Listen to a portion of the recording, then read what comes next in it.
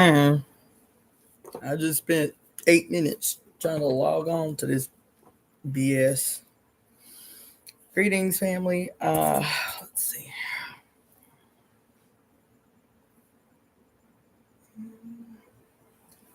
Well, I guess this is it. Okay. It's late, and so yeah. Greetings, everybody. I'm not gonna do a whole huge intro.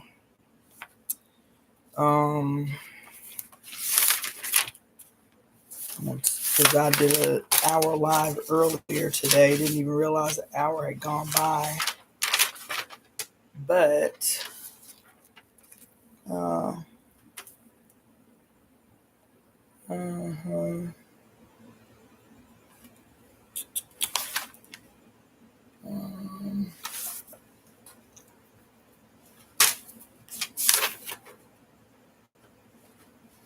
there's some things I want to talk to you about. What I'm going to do, given the title of this live, so I'm going to read something to you.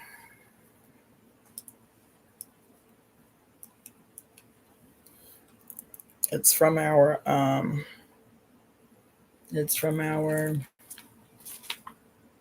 deck, the Medicine Woman Inner Guidebook. I was feeling, I didn't pull from it, but I was thinking about this particular card. I didn't even look for the card before I came up on here, but I should. Anyway, I was thinking about this particular card because it's one of, if not my favorite card in the deck. It's quite possibly my favorite card of the deck. And since today is, well, it's now September 2nd, but when I thought about it, it was September 1st, the first day of the month of September, which is predominantly, the majority of the month is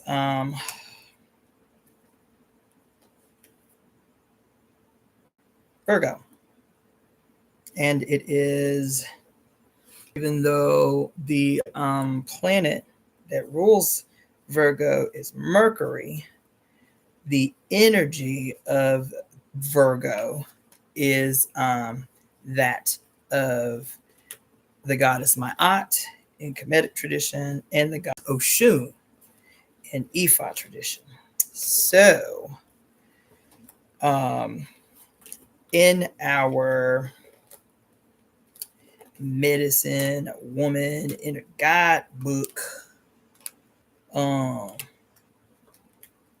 that's that suit. I told you the entire suit centers around this black woman who looks like the goddess Oya.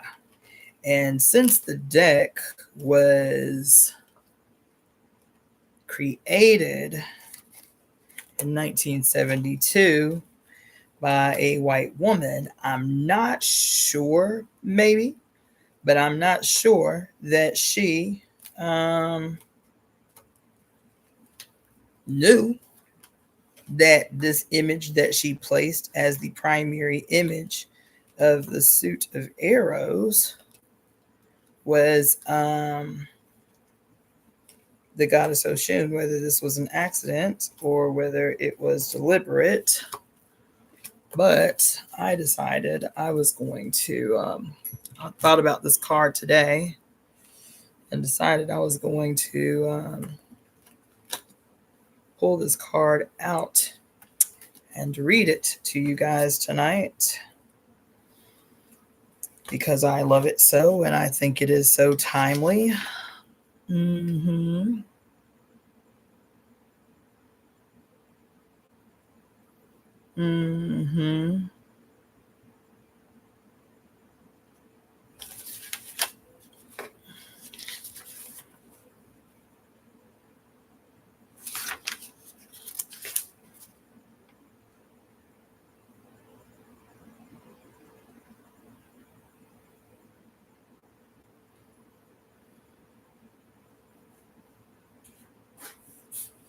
Mm-hmm.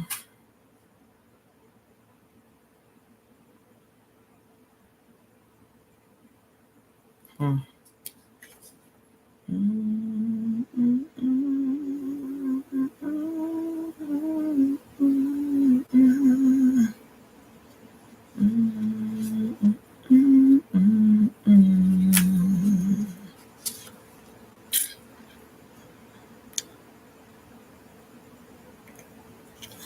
Okay, so let's see, I'll do that.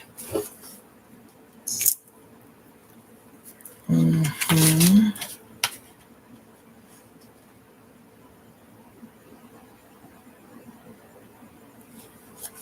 Two. Mm-hmm.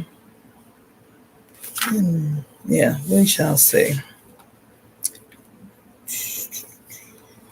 Definitely. Mm-hmm.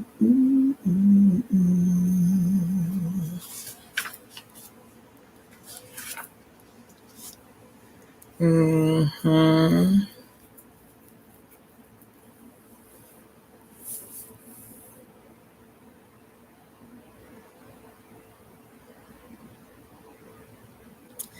Yeah. Mm-hmm. 1,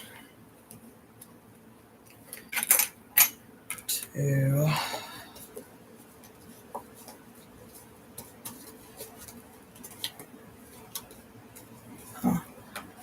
3, 4, 5, 6.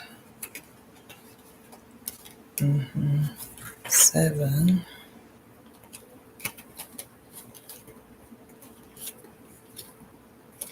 8, 9, 10. Apprentice. Totem. Lodge. And Exemplar. All right. That's the lodge. Mm-hmm. Maybe. Perhaps. You feel me? Mm-hmm. Okay. I know I'm kind of slow rolling, but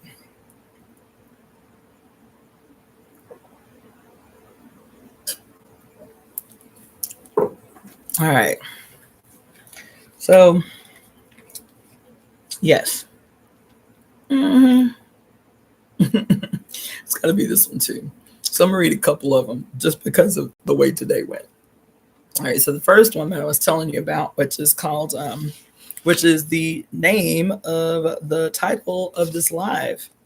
It is The Apprentice of Arrows, also known as also known as the Brave Herald of New Thought. The Brave Herald of New Thought. See how their little ashe is connected at the head there? The phoenix coming up from the sunrise. Okay, Brave Herald of New Thought is the name of that card. And I love this card. I'm going to read. Yeah, I'm going to read the whole card because this is not a reading. I was feeling inspired by this card today, so I'm going to read the card to you so that you recognize why I felt inspired by this card. This is the prayer for the card. I speak in words that affirm the positive. I write in words that speak the truth, knowing that the truth is the underlying goodness within creation, and anything less than wondrous is false. I dismiss all thoughts of I can't and feelings that I am not responsible, and I throw off whatever limits my good and the good of those around me. I see beauty and I speak beauty. I see beauty and I speak to beauty. I see love and I speak to love. Where I cannot see these, I supply them. Bravely I go forth and change the words that cause harm, grief, or hunger. I change the laws. I change the limits.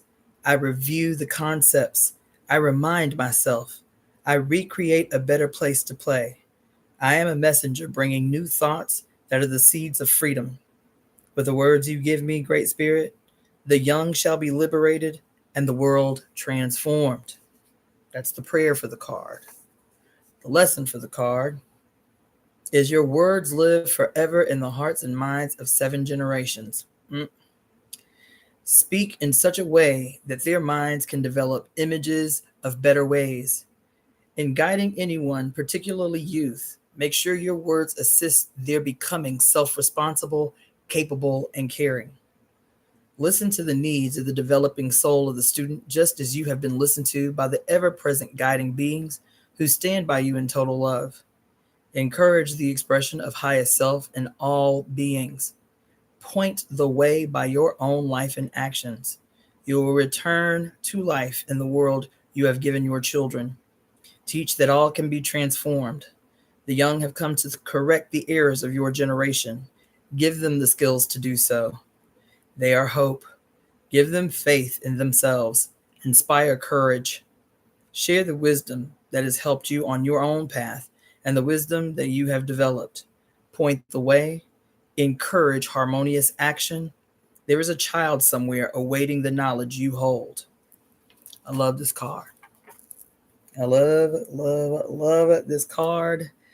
And I'm going to tell you, let me take these off. Even though I was ranting and raving earlier today, I got still again. I got still again and remembered how I want to live this month.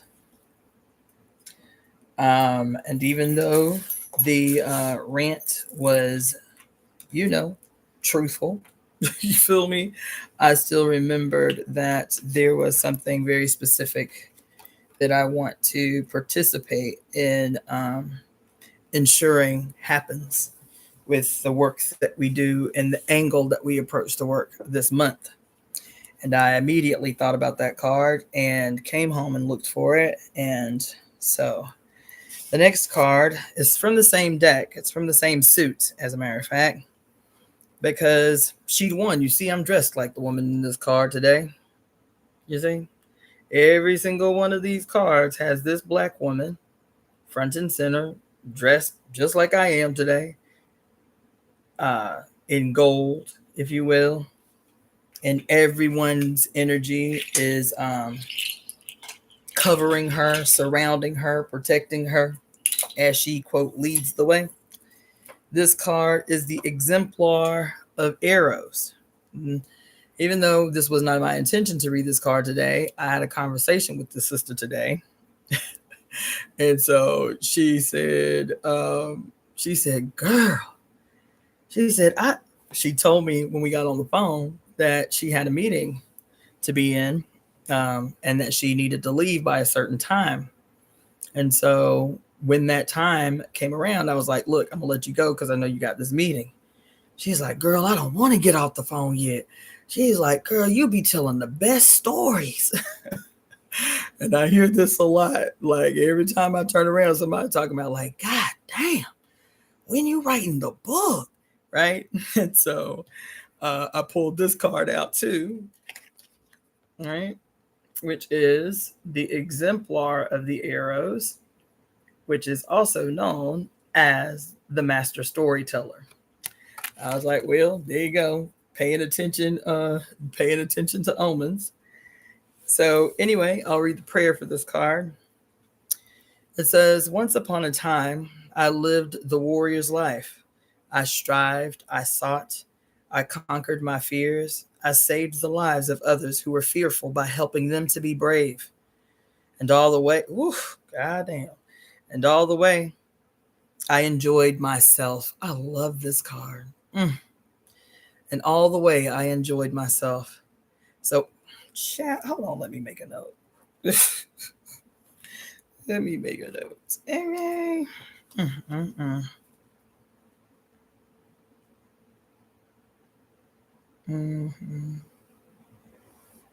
Yes.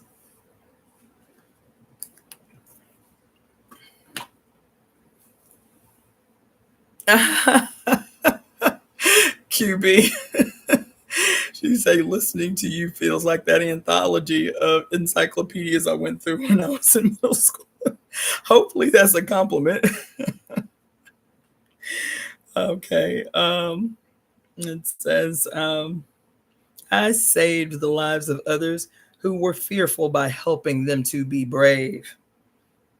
And all the way, I enjoyed myself. I love this card.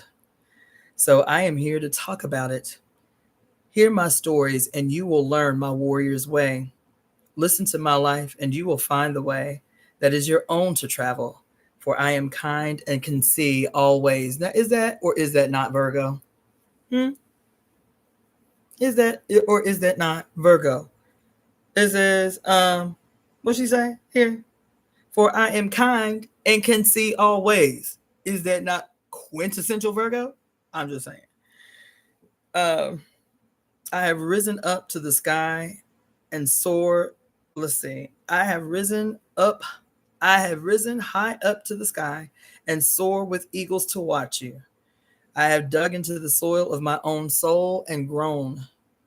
I have traveled by instinct to journey's end and floated in peace in the night. My eyes are above the world, but my stories are in it. Thus, I can teach, and my words will be beautiful. That's the prayer for the card, the lesson for the card. The exemplar has lived and thus passes on wisdom, not empty words. Back up your beliefs with experience. This is the only way to test for truth. The exemplar is the master storyteller, a sage, a wise one whose words empower. It is time to encourage the young, clarify possibilities for a balanced future, and to disseminate pure thought. Okay? You have cast out doubt and despair. Now you can reveal hopes that can be made real by those who follow you. Speak of the world worth working for. Speak only of the world worth working for. Your words pave the way to the future. Your experience tells you which words hold fast through time. Your thoughts are pure, for they are based on a reality you understand fully by the life you have lived. They are not in conflict with what is, but encompass and describe it. That's the end of that card. Yo. So yes, there's another card I decided today that I was going to read because I love this whole suit. I can literally read this whole suit to you because it's so emboldening. And then the fact that I'm totally channeling my whole ass Oshun today because this her month, this her sign, this her thing, this her time. Okay. So, and I have a story to tell you. Of course, I have a story to tell you. But after I do this little read, this card I too love. It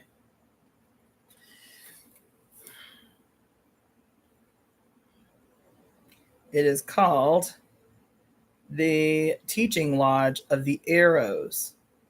The Teaching Lodge of the Arrows.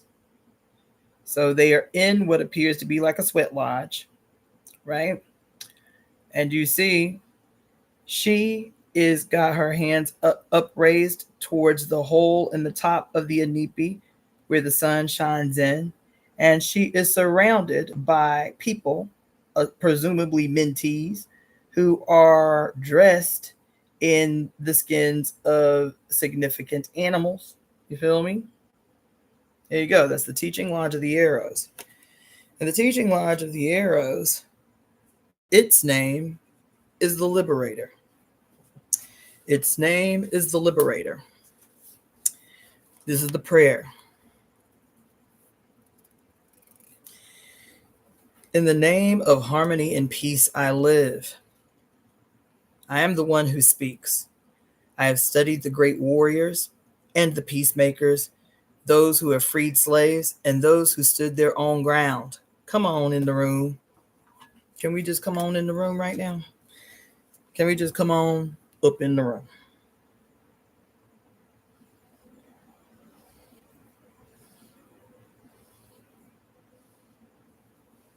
You heard? In the name of harmony and peace, I live. I am the one who speaks. I have studied the great warriors, the peacemakers, those who freed slaves, and those who stood their own ground. I am learning the themes of their lives and making them my own. I am learning from revolutionary women and evolutionary men the very qualities that gave them undying spirit. I am gathering to myself the knowledge that I too can draw on the great mind. In my life, I will correct an injustice. Listen. Listen.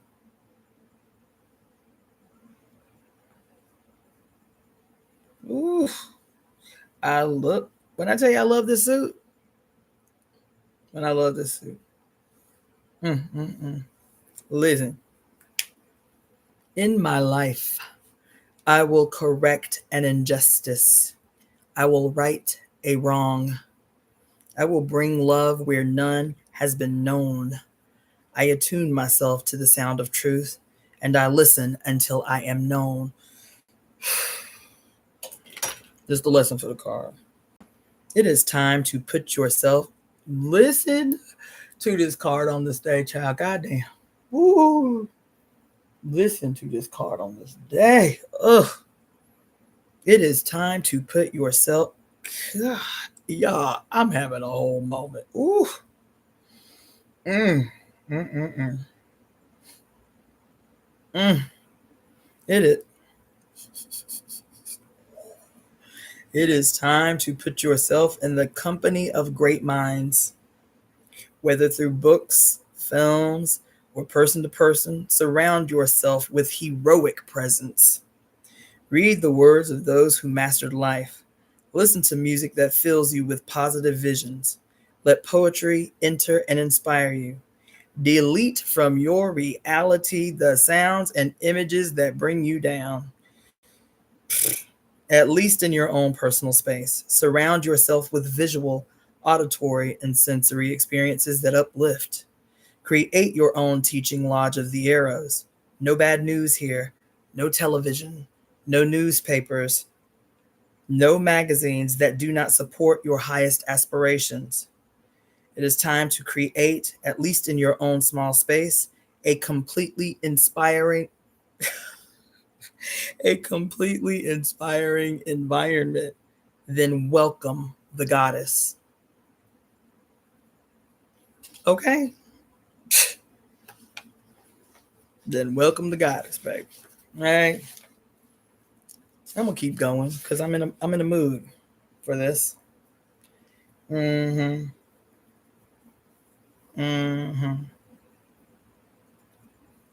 Yes. So the next one. Oh, I love that idea, QB. I was just having a whole moment for that whole card because I've been sitting up in here for like the last 3 or 4 days contemplating which of the many gargantuan tasks that I need to traverse first, because everything in my apartment is in absolute disarray. I mean, disarray, okay? And so I was sitting here yesterday like, okay, I got to corn this off in pieces so that by my birthday, I would like for by my 50th birthday, you feel me, in 2 weeks, that there is no disarray, you feel me? And I was scrolling through some pictures. To find a thumbnail for this live, just an hour before I got up on here. And I opened up this folder that said phone dump, where, sometimes I'll just dump all the pictures off my phone so I can free up space on my phone. And the folder that I just had, and there was like 16 folders up in it, inside that folder. And the folder that I just happened to open today, because it did not have a title on it, was a series of pictures that I took before and after pictures the last time I did a great giant overhaul on my apartment, putting stuff out, giving stuff away, organizing to the T every single room in the place. And I was like, oh my God, I was literally on this day that I'm saying I need to organize my life. You feel me? This day a year ago, I was having the exact same conversation with myself and made up my mind. I wasn't doing nothing the whole week until my apartment was exactly the way that I wanted. And I had all these before and after pictures. This is the folder that I happened to open up looking for random pictures to use for the thumbnail for this live as I pulled this card today. So anyway, I was telling this sister before I got on the call, I was like, I try to, I am very repetitive about certain things that I articulate for a reason, because I understand how proficient our enemy has been in the distractions and in the urgencies and in the overwhelm and in all of the noise that is all pervasive. And in this strategy of his, it is sometimes we're not, and I'm guilty of it too. Even though I'm a lot better than most, I'm still guilty of it. It's quite easy that in the overwhelm and the noise and the this and the this and the this and the this, that we get out of a habit. And this is in my estimation, one of the most important rituals, habits that we have to dig into, that we have to get into, that we have to be really, really adherent to. And that is seeing the magic in the seemingly small. I'm always talking about seeing the magic in the seemingly small, and the recognizing the majesty in the seemingly mundane, and that's for a reason. And that idea comes again from this deck, the Crawler's card, where she talks about the small and the unseen are mighty, because they too are a part of the great tapestry, and they too play a very peculiar and specific role in the maintenance of the unfolding and the rebuilding of the web, the cosmic web spun by the fates, right? And that resonated with me so much. And the first time I read that card to you, I talked about, the war of the flea. And I'm saying that because I have another story. I had a dream 2 days ago. Was it yesterday? Well, yeah, 2 days ago. Today's what? Saturday. We'll say Saturday. I woke up from a dream Saturday about a friend of mine in Florida. We haven't talked in about a year, but usually we'll check in with each other around this time of the year because both our birthdays are in September. And I woke up from this crazy random dream about this brother. And so I said, you know what? My feet ain't going to hit the floor this morning until I call him. So I called him and I was like, yo, how you doing? He was like, oh my God, girl. He said, I was thinking about you for the last 3 days because I wanted to call you and my phone is jacked and I don't have any of my contacts in my phone. And I took my phone. He was just going in. I took my phone to some guy to fix it and retrieve my numbers, and I don't have anybody's number. And I've been thinking about you for 3 days. I was like, well, I tell you, I called you this morning because I woke up from a dream about you.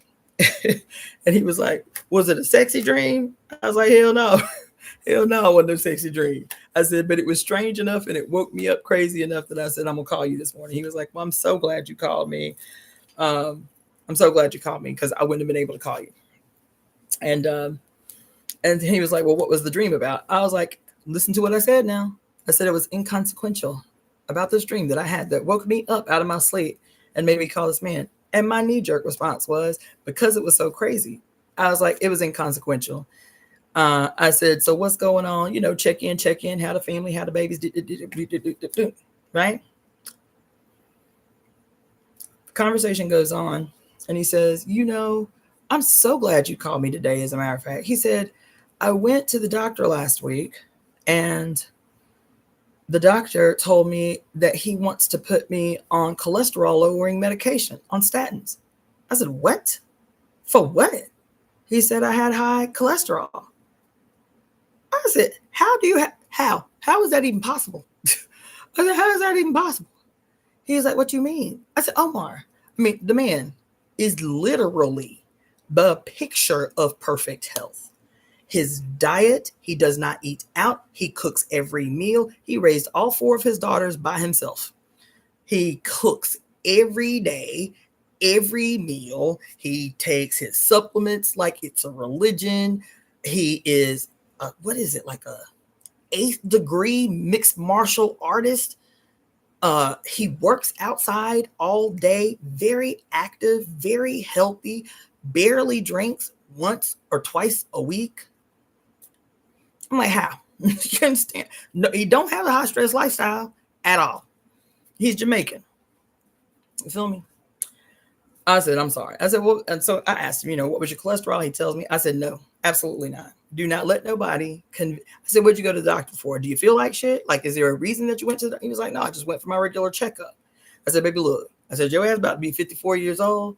I said, and this is around the time that they start looking for shit that they can give you some prescriptions for. Because the average American that is 50 or older is on the average is on 6 prescriptions. The average American 50 and older is on 6 prescriptions. So you go, you don't feel bad. You don't feel like nothing's wrong. Your doctor does your regular checkup, does your little blood work, and it's like, ooh, this is a little low. This is a little high. Ooh, I can write some scripts for this shit. And that's what they do. And because you believe your doctor, without question, you don't even take the time to read the side effects of the medication he just wrote for you, the interactions, the adverse reaction between the 6 medications he just wrote for you. I got to get a drink. The 6 medications and I got to turn on my fan that he just wrote for you. And so you start taking one medication with a whole laundry list. You don't feel bad. You feel great, as a matter of fact. And you start taking one medication because he tell you this and that and this and that. There's got a laundry list of side effects. Next thing you know, you got liver problems. Next thing you know, something's wrong with your kidneys. And so many of these pharmaceuticals, the first thing I tell anybody when they are given a prescription is the first thing you do is you make sure you go right onto the website before you even get the script filled. Look up the script and like PubMed, whatever, and then look up the list of side effects for that prescription. And then once you see those lists of side effects, then you make a determination for yourself if what you got the script for warrants the potential risks associated with taking this prescription. This is how you start sharpening your discernment and trusting your own judgment. You feel me? So anyway, we go through this whole thing, and and I'm telling him, like, I told him the story about my ex-husband's mother, who had never had any cardiac events. She was 65. She was obese, but she had never had any cardiac events, never had a headache, nothing. And she goes for a checkup. And the doctor tells her that her cholesterol is high and that she needs to be on statins. And so she say, okay. And she takes the statins. She starts having headaches right away. And within, I think it was 3 months, 4 months, within starting these drugs, the headaches were becoming daily. And one day she told her daughter that she didn't feel well, that the headaches were really bad. She was going to go to sleep, see how she felt when she woke up.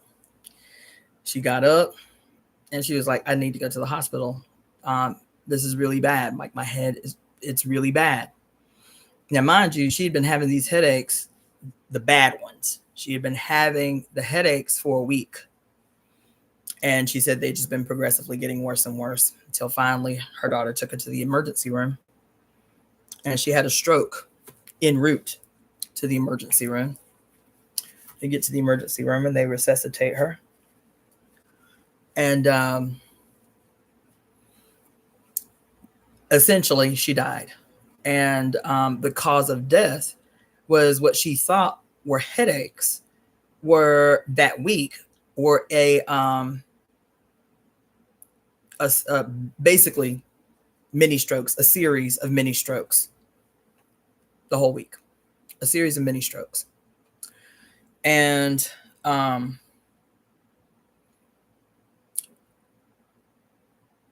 I'm telling him this story because statins, and I could do a whole show on statins. It's really one of my mini soapboxes about somebody said here they're treacherous drugs.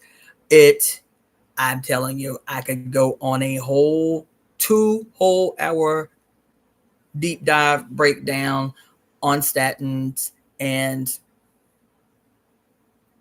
they're just so incredibly dangerous. And I ain't gonna go into it, but anyway, I'm telling him, dangerous, don't do it. Your ass went there just for a checkup and he want to send you home with some goddamn statins because your cholesterol is 180. Fuck out of here. No. I said, no. No, sir. No. So he was like, I'm so glad you called. I'm so glad you called because I haven't even gotten the prescription filled. He said, I kept going back and forth about it. He's like, I don't feel like I need it. But then the dude tried to scare me and tell me if I don't take them, how my muscle mass will break down. Literally started going down all the terrible things that could happen to him if he don't take statins. I said, listen. Anyway, and then as I'm, automatically default into let me put him on, put him on game. I was like, oh my God, Omar. He said, what? I said, the dream was not random. The dream was not inconsequential. I said, it was so weird. It was so bizarre that I was like, it couldn't possibly mean anything. That's what I said. It couldn't possibly mean anything. He was like, well, what was the dream? And so I said, in the dream, I had been hired by someone to teach a lecture at a college somewhere, and I had to fly there. And so they put me on one of those little commuter planes and flew me to wherever I was to teach this lecture. And when I get on the tarmac, I think that's what you call it, the tarmac, like the landing site, whatever. I get out of the plane. And as I'm getting out of the plane, there's another plane coming in the opposite direction that lands on the tarmac. And when the plane door opens, several people come out because it was a small plane too. And out of nowhere, my homeboy Omar steps off the plane. I was like, what the fuck? I was like, Omar. But the planes were loud. He couldn't hear me, but he gets off the plane and he looks so happy. Like his face is beaming. He is like so happy. And he gets off the plane and he sees his friends. There's a group of men waiting for him. And he sees his friends and he takes off running towards his friend, like a little kid, takes off running towards his friends. And they're all hyped to see him. And as soon as he gets to his friends, they're like hugging him and high-fiving him and dapping him. And he's like hyped and they're hyped. Right? I was like, oh, that's cute. I'm still yelling, Omar. He can't hear me. And then from the middle of this kind of like, good sized crowd of black men, this head comes up from the crowd and it's goddamn Barack Obama. Barack Obama is one of his homies. I said, is that goddamn Barack Obama? So Barack is laughing and he's laughing and they hug each other and they like dapping each other up like, yeah. And so we're far enough away that he still can't hear me call him, right? And I was like, well, you know what? I ain't gonna break up his little homie circle. I'm gonna go on and teach this workshop, right? So the next scene in my dream, I am in this university classroom, like, that looks like the theater classrooms, like big chair, like you're in a theater and the professor is kind of down and sitting in front of a big, board or screen or whatever. And so I have already, as people are coming into the room, I've already started drawing my props on the board. And there's a student who was, quote, on time. And so I said, you're going to come up here and you're going to help me. And he had a muscle shirt on. He didn't have the sleeves on. I was like, this is perfect. So I said, do you mind me writing on you? So I took a dry erase marker and told him to hold his hands out. And I started drawing like the paths of the vessels, and so on and so forth, right? On his arms. As I'm drawing on this kid, the door opens and Omar walks in the room and takes a seat in one of the chairs to watch the lecture. I was like, what the hell, right? That's how I wake up. We don't talk in the dream, but I see him. I'm yelling, Omar, Omar, Omar. He doesn't hear me. He's got his friends, the homies, whatever. Next thing I know, he's in the lecture that I've been hired to teach. He was like, okay, so why is it so significant? I said, because the lecture that I was teaching, the prop that I had drawn on the board and on this kid's arm was the impact, according to Chinese medicine, or the impact or something like it was like something to the effect of like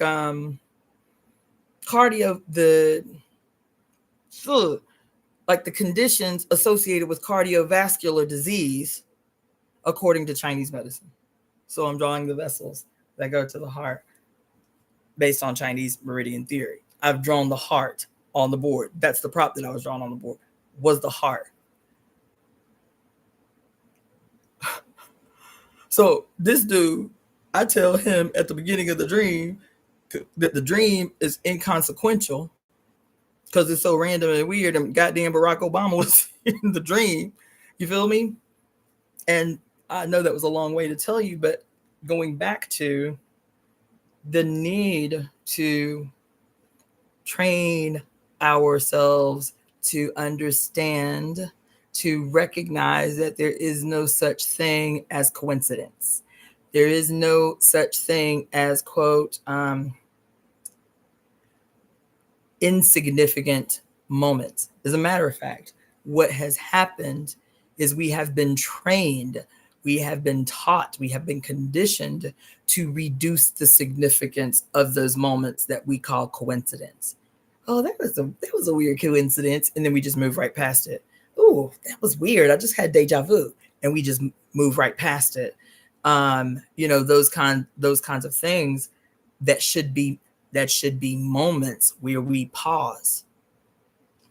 Those things that have been reduced to smaller insignificance are actually very huge indicators of a moment when two threads of the web have intersected.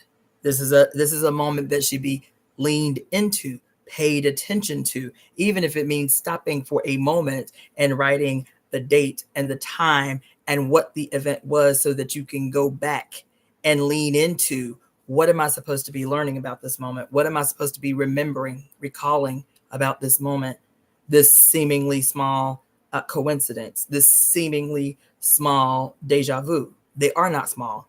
They are the majesty in the mundane. Do you understand? And so when I experience deja vu, when I experience a coincidence like this dream that I had with Omar, the first thing I did when I got off the phone with him was write the date and the time and what happened, how I too fall into this kind of knee-jerk habit of reducing the significance of this moment. You understand? My thing was the dream was of no consequence. It was just to quote, wake me up to make sure that I called you. No, it was deeper than that. You feel me? So anyway, I felt like I needed to say that. All right, so 7 of arrows, which is listen to the truth of the sages. I think this is the last. Maybe. Listen to the truth of the sages. So there's a lot going on in this card, but you see in almost every card, the other people that are in the card with her are centered around her, focused on her. You've got what appears to be like the book of life in the background, some ancient ancestor stuff going on. You've got the sun sign right there in the back. Not just the sun itself, but the sun sign, right? You've got the scroll unfurled. You got a lot going on here, okay? The name of this card is Listen to the Truth of the Sages. The prayer for this card is grandmothers, grandfathers, open your ways to me. I will practice and perfect them in my peaceful place within. I understand that I am a translator of all your words for the world in which I am living. Speak to my heart and my soul. Let seeker and wisdom be one. All thanks be to you who have walked before me. The lesson for the card is you are finding through your experience that some of the truths you were taught in your past are of real value. Though you may have left the religion of your childhood and set aside some of your early training, you are finding support from the sages. Ancient ways are being revealed to you through your own life experiences. You have questioned, you have let go of that which did not benefit you. You are now edging beyond skepticism of all systems of thought and coming to see one light uniting them all. You are opening to the masters of wisdom as they reveal their truths in response to your everyday concerns. Can you be humble enough to accept the words of those who have lived their lives to reveal divine wisdom to you? Reclaim that which empowers you. You now understand how certain beliefs help or hinder you. Take into yourself the ways of thinking that enhance your life and its greatest purpose. Do not be afraid to adopt the ways of the wise. I love that card. This is the last one I'm going to read. Like I said, I could read the whole suit. The whole suit. The whole suit. So could.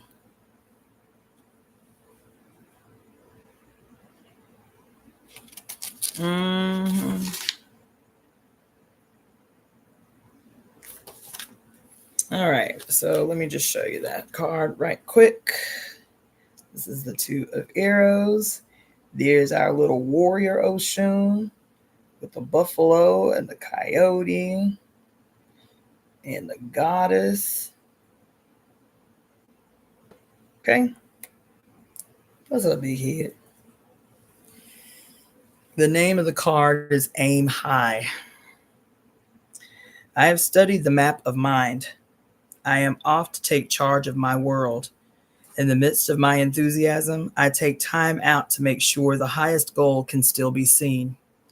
My motivations are clear. I am seeking the best for all. I accept help from those who have blazed the trail before me. I set my heart on a course of love. Move. I desire plenty for all. My sights are set high above the common thought. Great Spirit, your will dwells within as my highest aspirations. Lead me now on the course of making them real. This is the lesson for the card. Aim toward your highest vision. Be poised for success. You are in charge. No one else can think your thoughts for you. People can offer suggestions, ideas, and teachings, but you are the bottom line. You are the final authority, author of your own intellectual life. You accept or reject anything you hear, see, and experience. You give it its value. You claim it and thus give it its power to take effect in your life. Pull your good toward you by aiming at what you really want. As you aim high, your higher self or soul is called to assist you. She is the magical grandmother who brings plenty to your life. She is that part of you that possesses the wisdom of the ages. This higher portion of yourself is trying her best to activate you towards providing well for yourself and others. Listen to her now. Goosebumps everywhere. Okay. So I'm going to stop there because I really didn't intend to go that hard. Get down. Get down. You're doing too much. But I did want to share that with you because that first card was my motivation for today, just because of so much that's happened over the last 3 or 4 days. But I'm glad I felt called to read a little more from that suit that I love so much. So there we go with that. All right.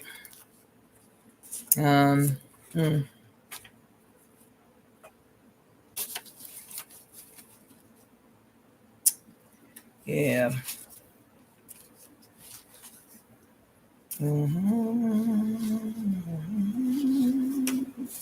Okay, that's that. All right, now 40, well, 50. You know what? Let me take a pause for a call. Let me get down. Pause for the call. Let the other caddy in, get myself something to drink. I'll be right back.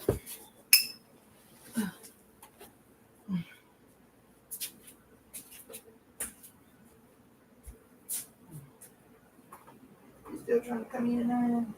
Nah.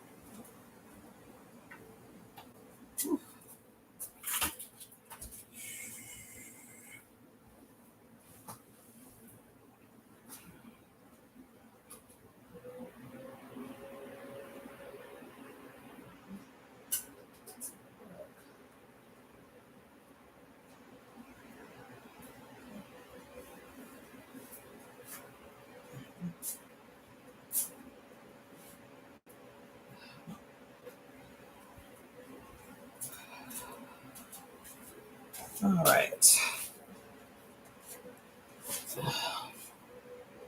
Yes, so much better. This is the hottest it's been in 3-4 years. About 3-4 years. Like this is the first year, literally, that I've had to turn on my AC in my apartment since the first year we moved in, which was 5 years ago now. And it's the first time I've had to turn. That first summer we moved in, it was crazy, crazy hot. Crazy, insane hot. I didn't think we was going to make it because all we got is a little window unit in this joint. But ever since that first summer, I've not had to turn the AC on. And these last 3 weeks, child, has been hot. Hot. Sure enough, hot. Up. Like even at night hot. It's never hot at night. And I live in Hollywood, so it was like 20 degrees cooler over there by the beach than it is over here on my side of town. So anyway, all right, so let's see here. Okay. So there's a lot going on this month. I'm not going to be talking to you about everything that's going on this month. But But I would say be mindful of the astrology for this month because there is a lot going on in the heavens that will, if we choose to tap in, will be very beneficial. I choose to receive that because, again, this is Oshun's month. So if there was going to be a glow up, this will be the month for that to happen. If there is going to be a get down, I'm not going to tell you again, get down. If there is going to be a glow up in your money, this is the month to make it happen. Move, gone. In whatever your situation is, and this is the month, and it's not just any Virgo month. No, it's not. First of all, this weekend begins the eclipse season. So there are 2 eclipses this month. There is lunar eclipse coming up this weekend and a solar eclipse coming up on the 21st, which also coincides with the fall equinox, which too is on the 21st. But even still, it's not just because it's a quote Virgo eclipse month either. These events that are happening in Virgo season are again, I will forever say it, are extremely impacted. Greetings, knowledge born Allah. How you doing, brother? Are extraordinarily influenced and impacted by the fact that 1, we are in a Pluto in Aquarius season, right off the completion of America's first Pluto returns, which is why the world, at least for those who do not know, looks insane. That's what is called on by Pluto in Aquarius. It is to turn everything up the foot side down so that it can be cleared out. That's what it is. And so without this knowledge, without the knowledge of the impact, the world changing impact of Pluto in Aquarius, wherever it arrives, Pluto returns in a nation's chart, wherever it arises. Without this knowledge, man, we literally are relying on our minuscule understanding of politics that we really believe that the only reason we are witnessing what is happening in this country on this day under this administration is because of political failures of some sort. Like how people are so disassociated with how everything is impacting everything else. And so you get overwhelmed, you get demoralized, you get scared because your only frame of reference for analyzing and attempting to understand what's happening in the world is this narrow, myopic, oh, this is just a political question that has a political solution, and that political solution is tied to 2 things and 2 things only: protesting, maybe 3 things: protesting, boycotting, and voting. And in your mind, if those 3 things don't work, then you internalize desperation. And nobody bucks that super simplistic understanding of what's happening in the world. So this month, as powerful as it is personified times a million by the fact that it is happening within the context of a Pluto returns, America's first Pluto returns, and that return happening with the planet Pluto in Aquarius. These are the 2 revolutionaries. These are the revolutionary and evolutionary game changers. Not only that, Pluto, aka Oya, is the governess of revelations. She is the owner of revelations. She who removes all mystery, all veils, all curtains, all closed doors. The winds of her radical transformation flings all that shit wide the fuck open. She said, I came here to lay all this shit bare. I came to lay this shit bare so you could no longer you could no longer rely on, well, I didn't know. You know, the secret societies hid that from us. The Illuminati, they hid that from us. You feel me? And so I didn't know. She's like, this is this period that we're going into, which is going to be wonderful. Cannot afford for anybody to go into the future still carrying the label as the goddamn victim of the world, as the victim of society, as the victim of their own thoughts, as the victim. Yes, conditioning is real. Brainwashing is real. Marketing is real. Propaganda is real. But she say, baby, you ain't got no excuse no more. You ain't got no excuse. Because I've shown you everything. I've shown you every enemy. I've shown you every criminal. I've shown you everyone who has ever betrayed you. I've shown you their money. I've shown you their history. I've shown you I've shown you everything about their people and them, their mom and them, their grandmama and them. I didn't lay this bitch bare. And at the juncture that you know everything, that everything has been revealed, and you still refuse to stage a contest, now we have to have a different discussion. Now we have to have a different conversation. So, yes, the world appears crazy. The world appears topsy-turvy, upside down, inside out, mutated to the 100th degree. But to know that these things that were astrologically calculated, not predicted, calculated as things to watch out for, because these celestial alignments and what is your problem, God? These astrological anomalies, which don't happen often, Pluto in Aquarius, or Pluto changing any sign. 200 in a return, 248 to 250 years. And so if we have certain things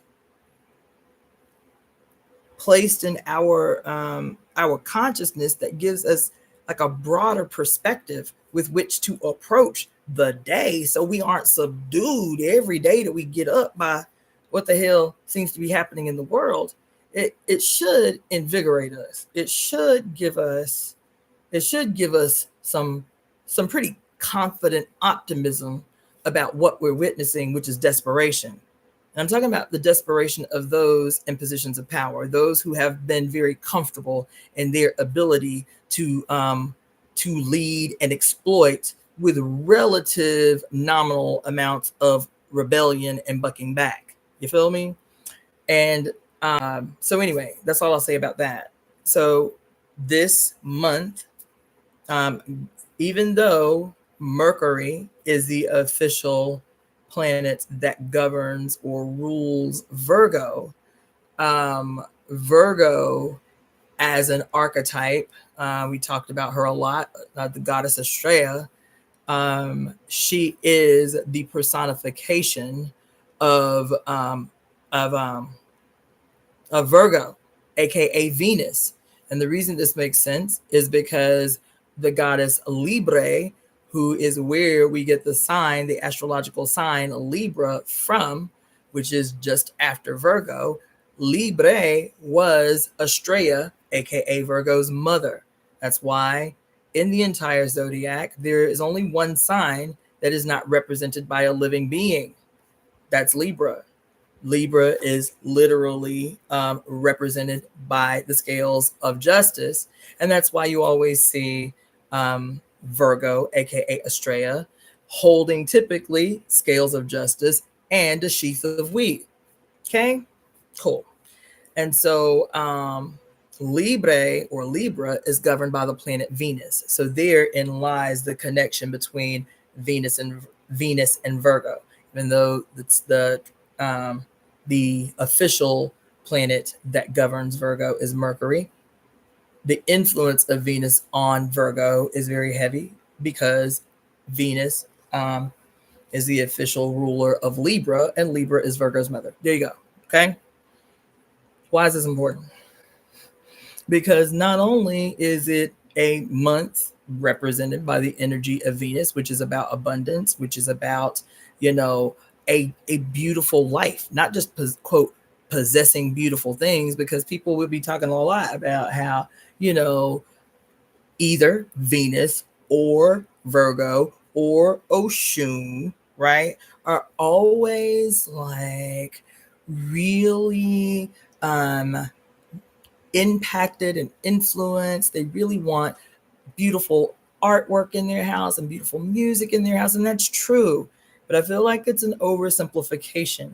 It's not just about the beauty of the material world. It is about the beauty and the possibility of beauty on the whole planet. Because the other issue about Venus, stop, man, gone. You're doing too much. The other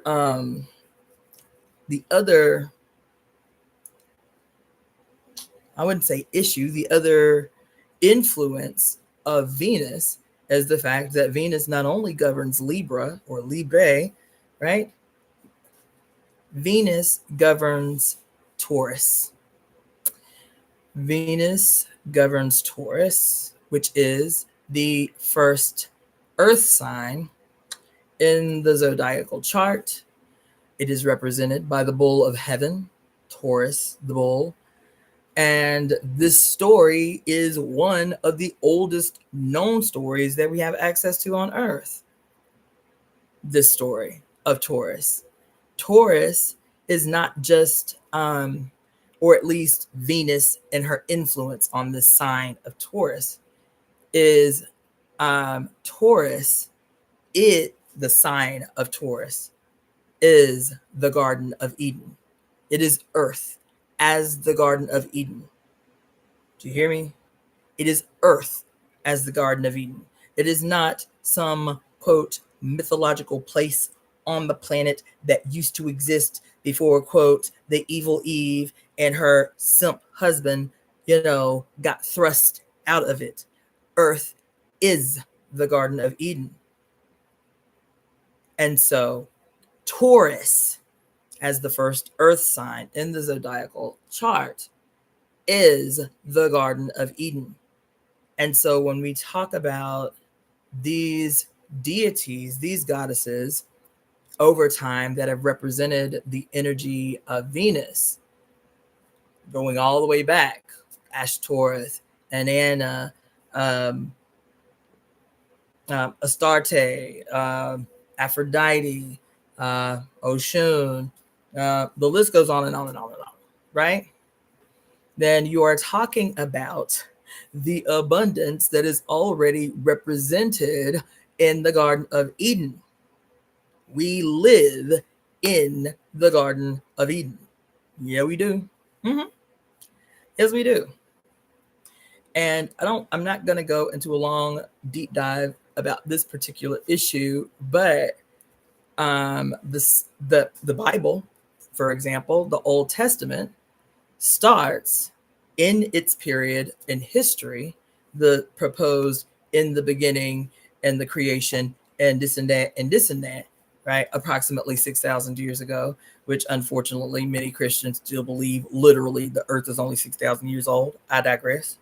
But according to the Bible, the King James Version Bible, and the timeline of the Bible, then the beginning, quote, of the world was in the sign of Taurus. It was that age in the sign of Taurus. This book that you call the Bible details a specific group of human beings transition from the sign of Taurus through the sign of Taurus, the sign of Aries, the sign of Pisces, which we've officially left, and predicting, if you will, the coming sign, which was the sign of Aquarius. This is the book of Revelations. It is foretelling our transition, quote, as humanity into the sign of Aquarius. So this is important to keep in mind. And if you care to see, this is not my opinion. If you care to see that the Bible and all of its offshoots, if you will, or all of its, let me say not offshoots, all of its predecessors, considering that it is like the greatest work of plagiarism on earth, right? All of its predecessors, this transition through these three ages while foretelling the events of this last age. And the reason the Revelation reads so extremely different than the rest of the Bible is because it was a horror story. To be completely astute in the mathematics and the science of astronomy and astrology, and to be able to see the repetition of patterns in certain interactions that we have with not only our our immediate heavenly siblings, the other planets and bodies in our solar system, but in the greater galaxy, the Milky Way galaxy. There are repetition of patterns. This is scientific observation. Repetition of patterns that correspond with certain relationships, interactions, alignments, if you will, with different planets, asteroids, bodies, what have you. And them having a very acute knowledge of predicting future planetary alignments, that's the science and the math of it, could see that the period of time that they had been able to maintain and hold a hegemony, a stranglehold, if you will, on the rest of the planet was coming to an end. And that end is inevitable. That end is inevitable.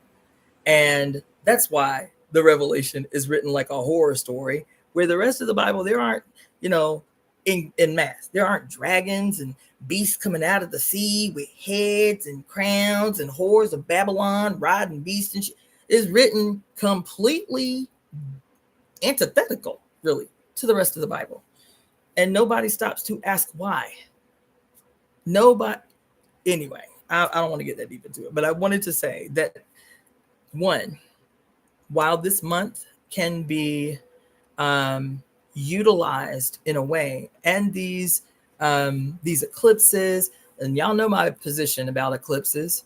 I know that every single solitary astrologer I have ever heard, ever seen, ever followed, they all have the same damn near on repeat verbatim position about how to handle eclipses, and their consensus on the handling of eclipses is that you do no magical work on eclipses.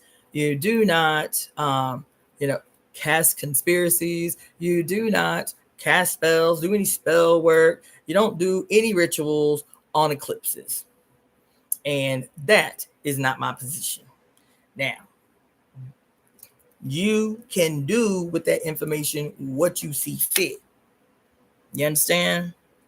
But my general rule of thumb in every single area of life is that whatever the consensus has been, and I know that there is no space that our bosses and our owners and our slave masters and these hegemons all over the planet, that if there is a consensus in any way whatsoever, and I know that they all have left no stone unturned, not a one.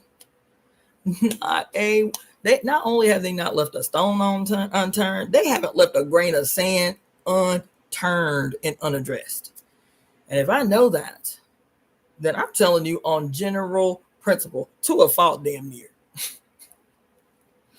If the consensus is A, I'm choosing Z on principle. On principle. On GP. If the consensus is A, I am choosing Z. What informs me of that? What informs me that that's probably the correct position to take? This right here, sure do. That if we are living in the age of the desert, the sun gone rogue, God the Father, God the Son, God the Holy Spirit, no feminine principle left whatsoever, literally burning the earth up, destroying everything on the planet, the sun gone rogue, then whatever the consensus of the sun gone rogue is in general, I'm automatically taking the absolute opposing position on GP, on the strength.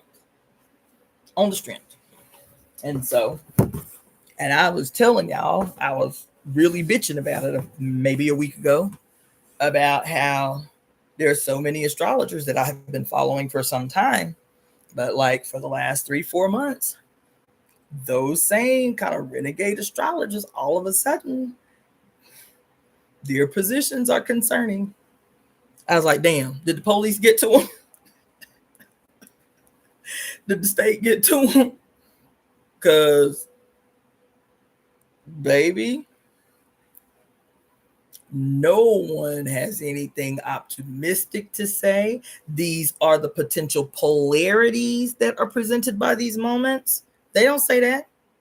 Every single astrological event, even though we can point to these echoes, these repetition of patterns whenever these events have happened, we can point to them.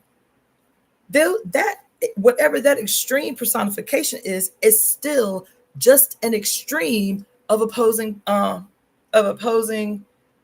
possibilities. Excuse me.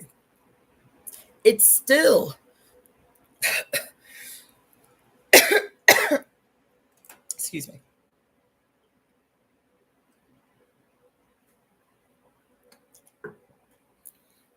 That pattern, that repetition is still only one extreme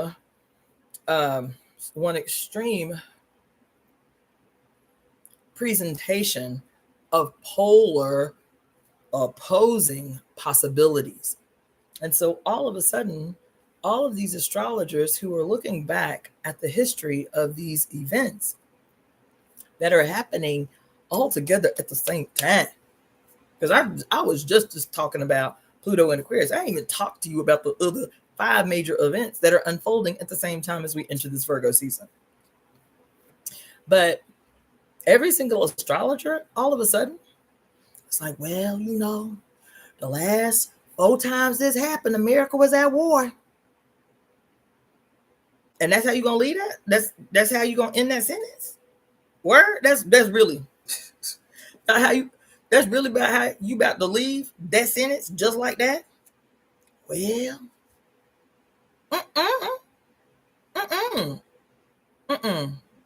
that even though the pattern has been the last 4 times that America had been influenced by these particular events, America was at war, does not mean that war is an inevitability. It means that the collective accepting and understanding an idea, recognizing that our ideas impact our action and behavior in the material world.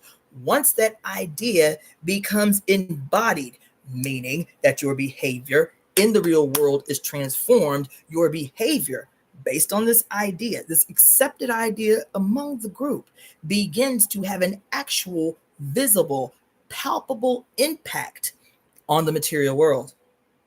You see, not only that if in this moment that is peculiar to all of these other times that these astrological events have occurred in the United States of America, given rise to these great wars that have influenced and impacted the United States, this period is different than those previous 4 times. This period is different because there are all these other massive, once in an entire global lifetime events happening all at the same time, means that this moment is different for this one particular event that has always preceded by a minimum of a year each of these big wars of the United States. Do you understand? And so you can't just stop a sentence like that talking about, well, you know, the last 4 times this happened. You know, America was at war. You feel me? And you are a keeper. You are a guardian. You are a keeper of the secrets of our ancestors. Everybody, like, I stay frustrated because I don't have the time and I want it. I don't have the time to learn astrology. I don't have time to learn the mathematics and the science of astrology yet. It's one of those things on the list of things that I want to do. But as it stands, I have to be freed up. And so it's one of the things that I feel like is the missing link in my like level up of understanding. Like, I always feel like I'm on the precipice of like a radically extraordinary breakthrough. I feel like that all the time. And I feel like it's the basis for a lot of the frustration, like the tension actually in my body that I have, is that like fight to push through what you know is like not a small, just step in your trajectory, but like a breakthrough, a revelatory moment. And I really stay convicted that me learning astrology is going to be key to the facilitation of that breakthrough. In the meantime, I still study, I still do what I do, and I still watch a plethora of other astrologies and then take my understanding, what I know politically and historically and socially, and the dynamics of the masculine and feminine energy that exists on the earth and social movements. And even this thing I was talking to you guys earlier about, watching this goddamn documentary this morning, totally unintended, watching this documentary on the history of punk rock and knowing it and living it, and still was like, oh God, yes, yes, yes, yes, yes, yes.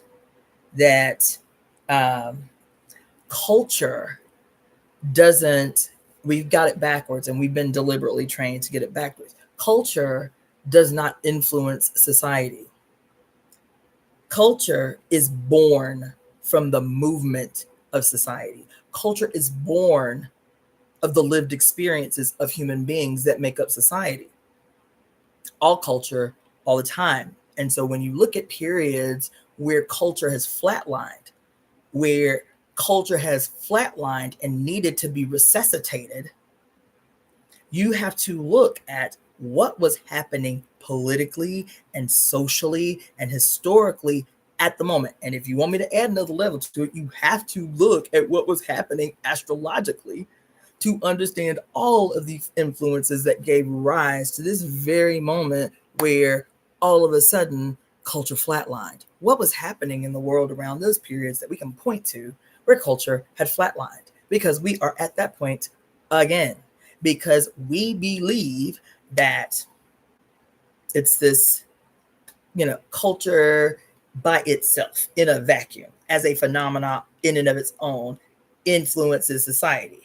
We do not say, we don't accept, for a reason, by the way, we don't accept that culture is always the child of whatever is happening in the moment and all of those areas around it. 5 years, 10 years, 20 years prior still gives rise to these expressions, these either leaps forward or catatonic expressions of collective culture. And so, so that's one thing, right? The other thing is, and I really want to do a whole think piece on that. I really want to do a whole think piece on the last 200 years, 200, yes, 200. Yeah, 200. The last 200 years of American culture, because America is 250 years old this year. And I want to do a whole think piece juxtaposing the stereotypical historical events that we learn by rote about American history, those facts that are frequently left out, but still just political, whatever historical event, typically left out. This is 3 lists. And then the last one is what were the cultural creations? What were the artistic creations that corresponded with, that coincided with these days and these events? Because it didn't occur to me until I started thinking about this that it wasn't The Wizard of Oz, it was Alice in Wonderland. Do you know what year Alice in Wonderland was written? Anybody? Don't Google it, just off the dome. Anybody know what year Alice in Wonderland was written here in the United States? Anybody want to venture a guess? What year Alice in Wonderland was written? It was written in 1865. It was written in 1865. I thought that was really profound. I did. I was like, damn, that has to be meaningful. It has to be meaningful that Alice in Wonderland, which we all love and all grow up with and have seen about 25,000 adaptations of the shit.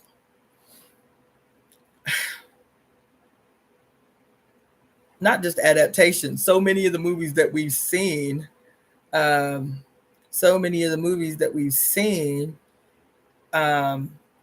outright referring, damn near verbatim, Alice in Wonderland. So many movies, The Matrix, Coraline.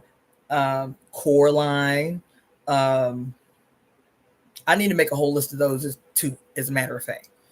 But Coraline, I loved that movie. It was so creepy and weird and like goth-esque, but it was so deep to me, right? Lo and behold, Coraline, based on the author, based on the writer of the movie, the director of the movie, Coraline was literally fashioned after the whole sequence of Alice in Wonderland. But I said, damn, that's really fascinating that this movie was written the year slavery ended. I said, that has to be significant. Not only does it have to be significant, it had me to begin to think about all of the artistic productions that happened in the 1800s at not only the height of slavery, but what would eventually become the Civil War. How many great works of art, great, profound, deep works of art were produced at this most tumultuous period in American history. Somebody mentions 1818. 1818 was the year that, what's her name? Mary Kelly wrote Frankenstein, which was supposedly, at least the way, at least the way it's told, it is believed to be the first official work of science fiction in 1818. And then now she wrote this story in England, I think, but to think about the year 1818, what was happening in Great Britain, what was happening in the United States and their relationship. And also, her story is crazy as fuck. This girl, bless her, she was a product of her environment, but she was, I think they said she was 18 when she wrote the book, 19 when it was published. Had to publish under a pseudonym because women couldn't get published. But the girl was crazy. Okay? Like, the girl was crazy. And there could have been any number of influences, but I digress.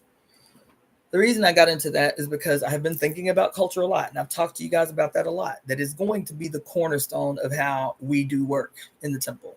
It is, as a matter of fact, not only the cornerstone, it's going to be one of the major foundational pillars of the temple is to re-seize possession of evolutionary, revolutionary, dynamic, earth-centered culture. All culture.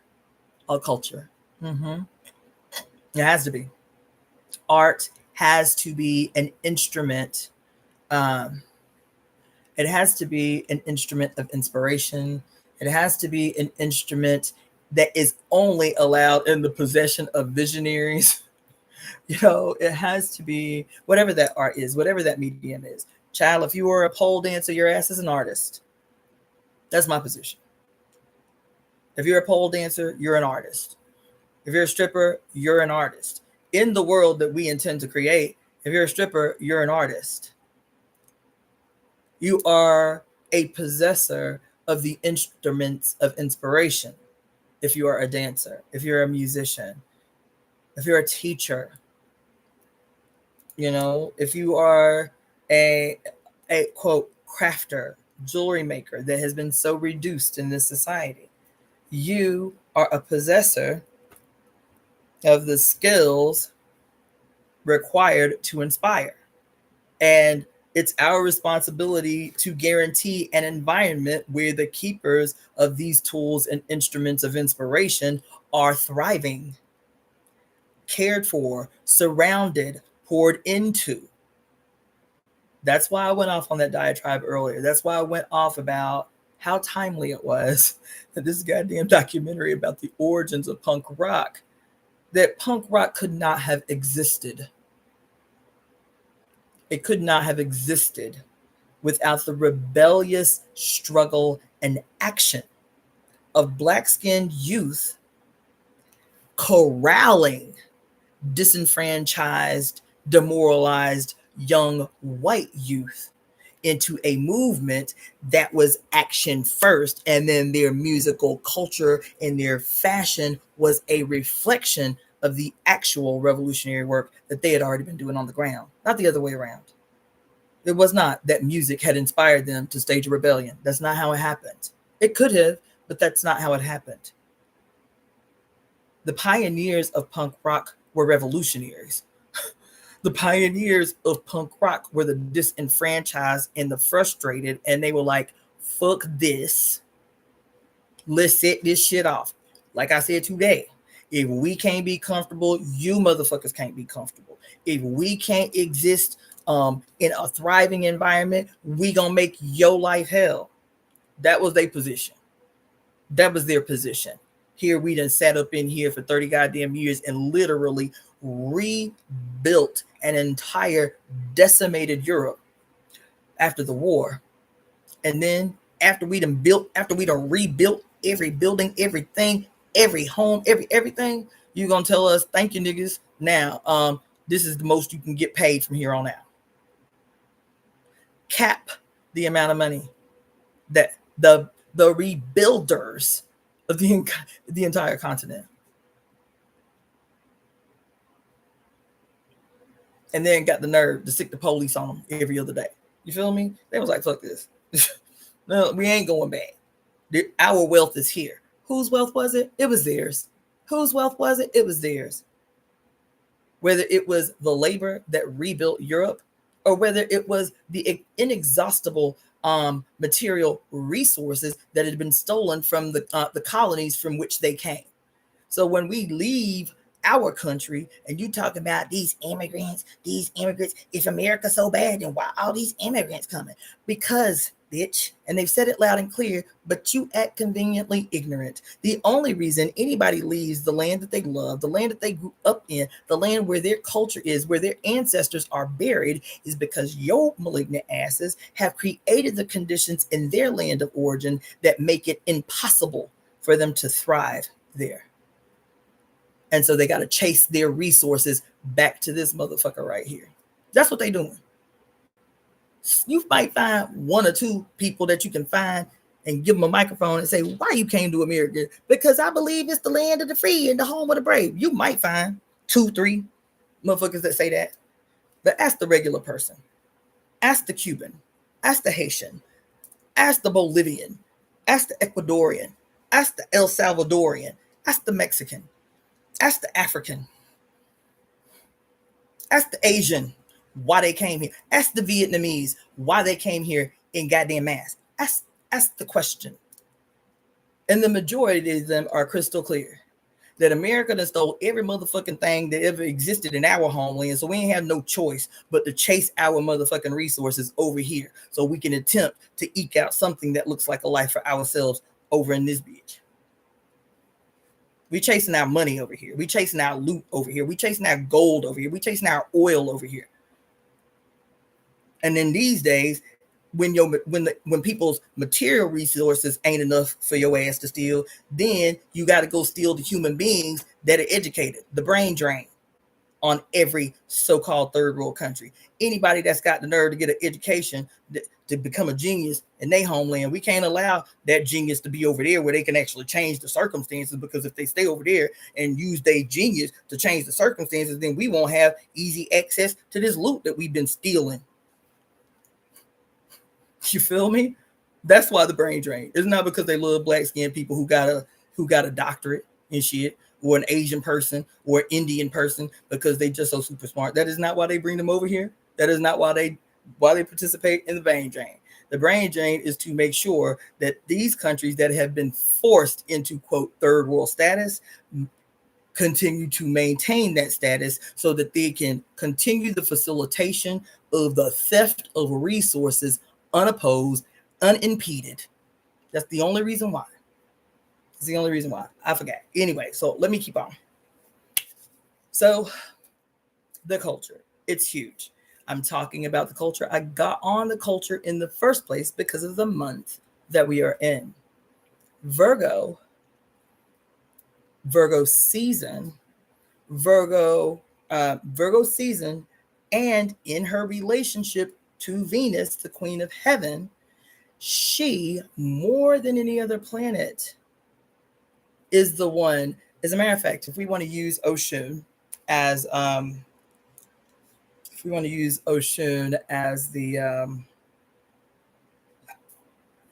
example, if you will, Oshun is said, of course, to be the mother of fresh water, the owner of fresh water. Her she governs the honeybee. She, one of her cherished animals is the peacock, right?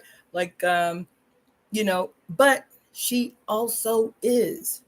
We always associate the drum with Shango, but it is said of Oshun that she is the owner of the drum. She is the owner of the drum. She is like, there's actually, it's something that I should go into, because so many of the attributes that we associate with Shango were first attributes solely attributed to Oshun: dance, the drum, black magic, and on and on and on. But those things that we associate with Shango were first associated with Oshun, right? And the reason why is that? Why is it? Can we just go to my little grimoire really quick? The reason is because, what did it say in the book? Oshun across the waters, though nobody ever draws this extraordinarily important attribute of Oshun out. I wonder why. That it should be probably the first thing that anyone says about Oshun, but never does. I wonder why. Is that, let me just read to you about our mother Oshun while we up in this month, because it will give you some insight for how to conduct yourself this month, what it is you should actually be attempting to will into your life. Because guess what? Oh, I'm gonna read it here. So anyway, listen to these attributes that are frequently left out of the story of the most dynamic, one of the three most dynamic Orisha in the tradition. And it's left out for a reason. She is the one. She is the one. Now, y'all know my mother is Oya, and I big her up all the time. But Oshun is one of those goddesses who has been radically reduced in her significance. Reduced in her significance. Reduced in her dynamicism. So let me just say, Oshun means the source. She is the law of attraction.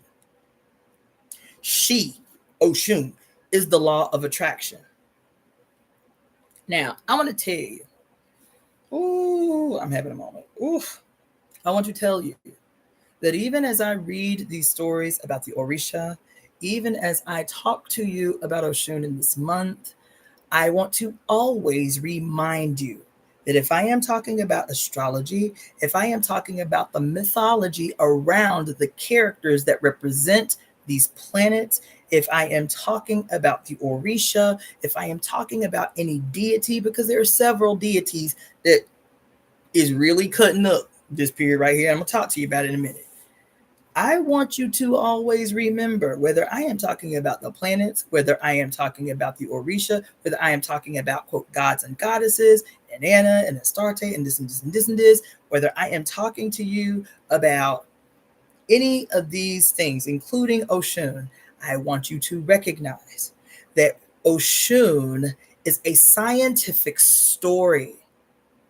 Oshun is a scientific story based on the long-standing cultural observation of this planet's relationship to the planet Venus, and those things that have always been marked by this interaction and this relationship between Earth and Venus, which to this day are still called sister planets because of their influence on one another. I am still talking about taking the science of these mythologies, because these mythologies are science-based. These mythologies are science-based. These mythologies, if you will, are the articulation of, for lack of a better word, scholarly professionals anthropomorphizing, epitomizing these scientific observations and breaking them down in a way that lay people can relate. Do you understand? So when I talk about Oshun and it says that Oshun is the source. Now, what does Orisha mean? Orisha means literally forces of nature. The Orisha are forces of nature. Those Orisha that we pay most attention to or homage to are those that have been identified to have the most influence on human beings. There are 401 Orisha. There are only about 7 to 11 that we venerate, worship, if you will, so on and so forth. Because those forces of nature are the ones that have the greatest and most direct impact on human existence. So when I say Oshun is the source and Orisha is a force of nature, in the tradition, we say that Oshun is the governess of fresh water. Right? But where does fresh water end up? Is there a border or a boundary on fresh water? Where does fresh water end up? In the ocean. And it might be, I'm telling you, I tell y'all regularly, keep it simple. The more simple you make it, the more obvious it is. I'm telling you, the more simple. Why? Because what does your Bible say? The adversary is the author of all confusion. That's why everything they produce got to be complicated, super complicated, because you got to have a certain kind of education to understand. The adversary is the author of all confusion. That's why I take the opposing position. Keep it simple, make it plain, and so much will come out through the noise of complexities. Imposed complexities, written and weaved by the mediocre. Okay? So anyway, I was working with Oshun for the last 3 days in preparation for my entry into this period that I am so looking forward to. And Oshun is, quote, the governess of fresh water. But Oshun is the governess of water. And I said, is this why we eventually called these large bodies of water the ocean? Is it the influence of Oshun that we call these bodies? When and what period did these waters become ocean? I was like, it's Oshun. It's Oshun. That's what I was on this weekend, right? So anyway, it says she's the source. Oshun. She's the law of attraction. Oshun. What does this mean? Why did I have to preface with, I want you to be clear. I want to tell you all the time that when I'm talking about Orisha, when I'm talking about mythology, when I'm talking about goddesses, when I'm talking about the planets, I am still talking about us. I'm still talking about every single one of us. I am still talking about the very real planet that we live on, baby. I'm still talking about scientifically observable phenomena. Why? Because the Orisha are forces of nature. They are the anthropomorphization of natural event and phenomena that impact our life. So why would I say this? Why would I preface this way on this one thing? Oshun is the source. Oshun is the law of attraction. Why? Same reason that I've been talking to you guys for 3 weeks about getting in this book, the messages in water. Same reason that I've been talking to you guys for 3 weeks about how does that relate to the secret life of trees? Why should we be paying attention to this? Why should we be paying attention to the scientifically observable studies in Japan by Dr. Masaru Emoto about how our thoughts, even before we speak them aloud, can change the molecular structure of water? And if Oshun is the source, so let's say my assessment that's very simplistic, that Oshun is the Oshun, it would make sense that she is the source. Why? The source of what? Of all. Why? Because every last one of us, every last one of us are the descendants of a single cell organism. Some believe that manifested as a consequence. Oh my God. Hold on. Let me write a note. Damn.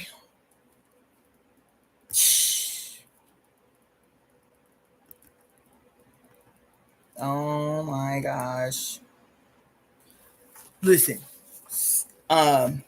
some will say that the churning in the black of the ocean deep was caused by lightning that seeded that churning that gave rise to that first single cell organism that would eventually become all life on Earth, right?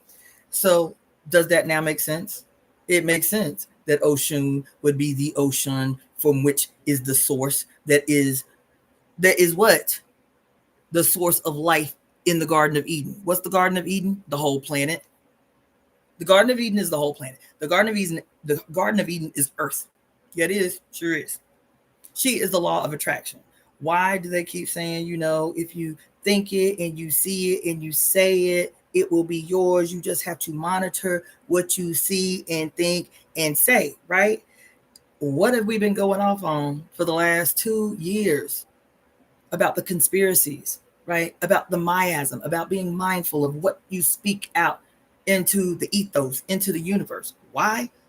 Because we are surrounded by water, messages in the water, knowing that human thought and what we say can change the molecular structure around us. The molecular structure of water. Where is water? Everywhere. Where is water? All the time. Where is water? It's our atmosphere. This thing that you call an atmosphere is water. The whole of it, the blue of it, it's water. It's water. And so we are talking, we are cursing, and I cuss, but for a positive reason. We are cursing, we are bombing, we are fighting, we are doing all this terrible shit that is literally impacting. We're attracting through our interaction with the molecular structure that is our mother. Oh my God. That is our mother. We are in her, surrounded by her. She is us and we are she. Water. You feel me? This first sentence, Oshun, literally means source. She is the law of attraction. The multidimensionality of Oshun's power. She is political, it's economic, it's divinatory, it's maternal, natural, and therapeutic. That's everything. All the things I'm always talking about. How you gonna call yourself a spiritual person, but you don't get involved in politics? Where they do that at? How you gonna be a spiritual person, or how you gonna be a political person and you don't pay attention to anything spiritual whatsoever? That you scoff at the sun, moon, and stars. You scoff when somebody is pouring libation on the earth to their ancestors and beating on the floor to call their ancestors in the room, to acknowledge their ancestors. Where they do that at? Here it says, the multidimensionality of Oshun that has been reduced to a sexy bitch who just look at herself in the mirror all the time. That's some gross ass shit. I've always hated. Not only that, there is a whole contingency of male priests, babalaos, who will frequently crown young women in ceremony, Oshun, as a manipulation tactic. It happened to me. I was first read Oshun. I was told that Oshun on my head. And even the 3 high priests in my Elay was like, who were all priests of Oshun. It was like, there ain't no motherfucking way. there ain't no way. I went to a what do you call it? A misa with a group of people I did not know. Went to a misa. There was one male, he was the Babalao, he was a child of Oshun. And all of these women in the room for the misa. And after the misa, and we all chopping it up, talking, eating or whatever, he said, when I walked into the house, child, he didn't know me from Adam. When I walked into the house, before I even said hello to anybody, he said, oh, I was waiting to see if we were going to have any y'all babies in the house. I was like, I've been read Oshun. He said, what? 23-year priest of Oshun. He said, what? I said, yeah. I said, I've been, as a matter of fact, by the Babalao who crowned you, I was read Oshun. He's like, oh, okay. He said, okay. At the end of the night, we talking, wrapping it up. He said, you need to get your head read because you are, he said, you are not my mother's daughter. That's what he said. But you know, that's that male shit that be coming out. But he was one of many strangers who told me there was no way I was a daughter of Oshun. Now I have to go back, to reconcile why that was fucked up because I knew all y'all ruled my head. But in hindsight, these men in particular who are like, you ain't no child of Oshun's. Do. And then the person that read me Oshun that I eventually ended up engaged to would frequently use Oshun to gaslight me. Sound familiar? Anybody in here been an initiate, a devotee of Ifa? Is there anybody up in the room that can relate? I didn't know that's what it was. But he would frequently use Oshun to gaslight the fuck out of me because he knew who I was when we met. He was my babalao before he was my fiance. And so he knew I was a revolutionary. He knew I had spent 15 years in a revolutionary organization. And when he read me Oshun, I was shocked. My whole Elay was shocked. And it wasn't until maybe several months later that we became intimately involved. And he proposed very quickly, by the way. And every now and again, and often, that would be like, well, because once he said I was Oshun, I was like, you know what? Okay, let's go. Let's go. I went hard. I dived both feet first into my Oshun worship and veneration. Still always like, that's crazy because even while I was, starting the walk as a devotee of Oshun, Oya was up in my shit all the time. All the time. Oya was up in my shit. And so he would say things like, well, I know you're confused about, receiving Oshun, on the mat. But maybe it's, she's in your life to soften you. Maybe, she has decided to come into your life to teach you that you don't have to fight anymore. Like that kind of shit. You know what I'm saying? It was regular. It was often. It was often. And I mention this because this tendency exists not only with Orisha, it's in every society that has mythologies about the goddess, where she has been myopicized, if you can say that, myopicized, narrow, squished, crunched, and then after she is given one little attribute of her former giant dynamic self, then the next step is to pit her against all the other goddesses. Sound familiar? To pit. Does it sound familiar? When you read the story of Oshun, when you read the story of Oshun's relationship to Oya, her relationship to Oba, who we never talk about, her relationship to Yemaya, her relationship, Hera's relationship to every female deity, that she was just this bitch who just ran around to and fro, hating on all the female deities, myopicized, minimized, narrowized, and then pit against the others of the she. You feel me? And so Oshun's story, and I love Oshun.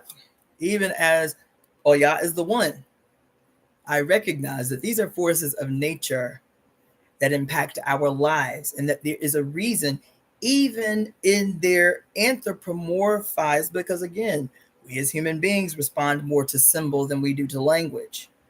That when they show up, these attributes or these aspects of ourselves, these forces of nature represent not only forces of the nature that is observable to us, they represent the forces of nature that exist within our actual body. They exist as the forces of nature that exist in the cosmos that we witness. These are the stories. Nature is one. We are one. Ourselves, our greater selves to one another, our greater selves in relationship with the Earth's relationship to the other heavenly bodies in this solar system's relationship to the other solar systems and star systems in this galaxy, the Milky Way galaxy, in her relationship to the infinite body of the one. That's what that means. And that there is an inexhaustible language and symbol that can be used to describe symbolically how we function within the one, not individuals within the one, dynamic personifications within the one of the one. That's what we are, right? So the multidimensionality of Oshun's power is both political and economic and divinatory and maternal and natural and therapeutic. Oshun transforms through the simplest substances, herbs, water, and by the mystery of birth. She heals by water. Is that a stretch? Because the first thing is the mystery of birth, and it says she heals by water. Is it just talking about the water that we consume, drink, use in our daily lives, the water that's of our body? This is talking about the birth water too. Is this a stretch? When every time some woman goes to some malignant ass hospital in this country, she cannot keep anything that is of her body. She cannot keep her cord. She cannot keep her placenta. She cannot keep her birth water. And they collect it all. Why? Because there is an inexhaustible amount of medications, of skincare products, hair care products, anti-aging products that are used by your stolen wealth. Your sacred water, your sacred blood, your sacred placenta, your sacred umbilical cord, all rich in stem cells. Mm-hmm. Oshun controls the outer and inner head. This is why I brought the book out in the first place, because we was talking about the head. Okay? Oshun, we were specifically talking about the attributes that we regularly attribute to Shango were initially the exclusive possessions of Oshun. This why. Oshun control. As a matter of fact, let me put a star next to that. Because let me tell you something. 15 years as a devotee, and I never heard this statement, not once, from no one, not once. And this statement, above all others, should be the thing that is led with when talking about our mother Oshun. It says that Oshun controls both the inner and the outer head. Who are we told that our Ori is a representation of? Who are we told? We're told Obatala, the god of the white cloth. Obatala is the white light in our head, our Ori. That's wrong. Oshun controls both the inner and the outer head. She controls our destiny. It says that without her, the other Orisha are powerless and human life is impossible. That's what it say. That's what it say. That she controls the inner and the outer head.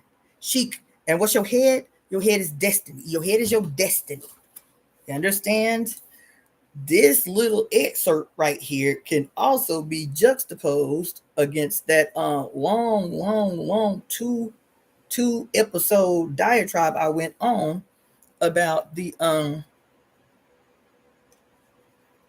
quickening and about the headless cults within the context of the quickening, the headless cults, and all the symbolism that surrounds us all the time. That is an outright playing out of the cult, the old cult of taking one's head to possess their destiny. Everywhere. Baby, once you see it, you cannot unsee it. Everywhere. Symbolic decapitation so that one is severed from the destiny given to them by their mother.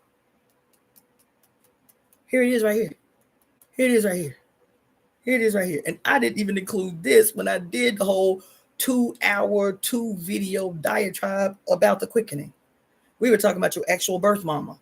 Why? Because of the naming ceremony, the naming ritual. That it is your mother that crowns your destiny. It's your mother that gives you your destiny. And the ceremonial ritual of water and blood.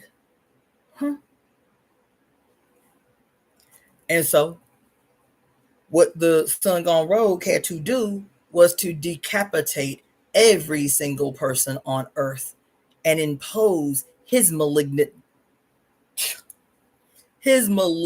destiny upon the heads of humans, but first by committing ritualistic ceremonial decapitation. Why? Because your destiny is your head. But the only way your destiny cannot align with your heart, they are one, your heart and your head. And the only way, why? What did Barbara Walker tell us? Because our heart and our heart blood is directly given to us by the blood of our mother's heart. You understand? So your heart and your head must be one in order for your destiny to be fulfilled. In Chinese medicine, it is said that the heart, which is the emperor of your universe, the governor of your universe, the heart houses the head, houses the mind.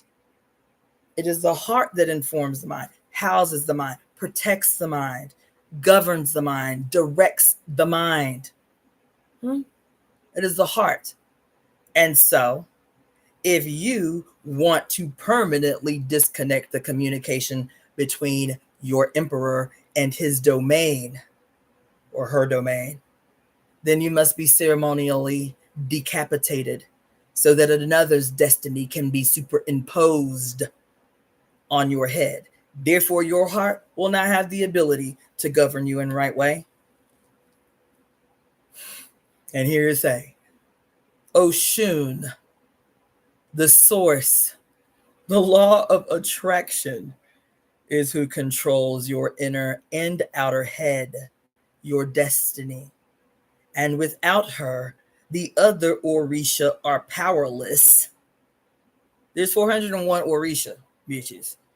It says all the other Orisha would be powerless, and human life would be impossible. Oshun is the 17th Odu, indispensable to the process of divination. One cannot divine without Oshun. No one can divine without Oshun.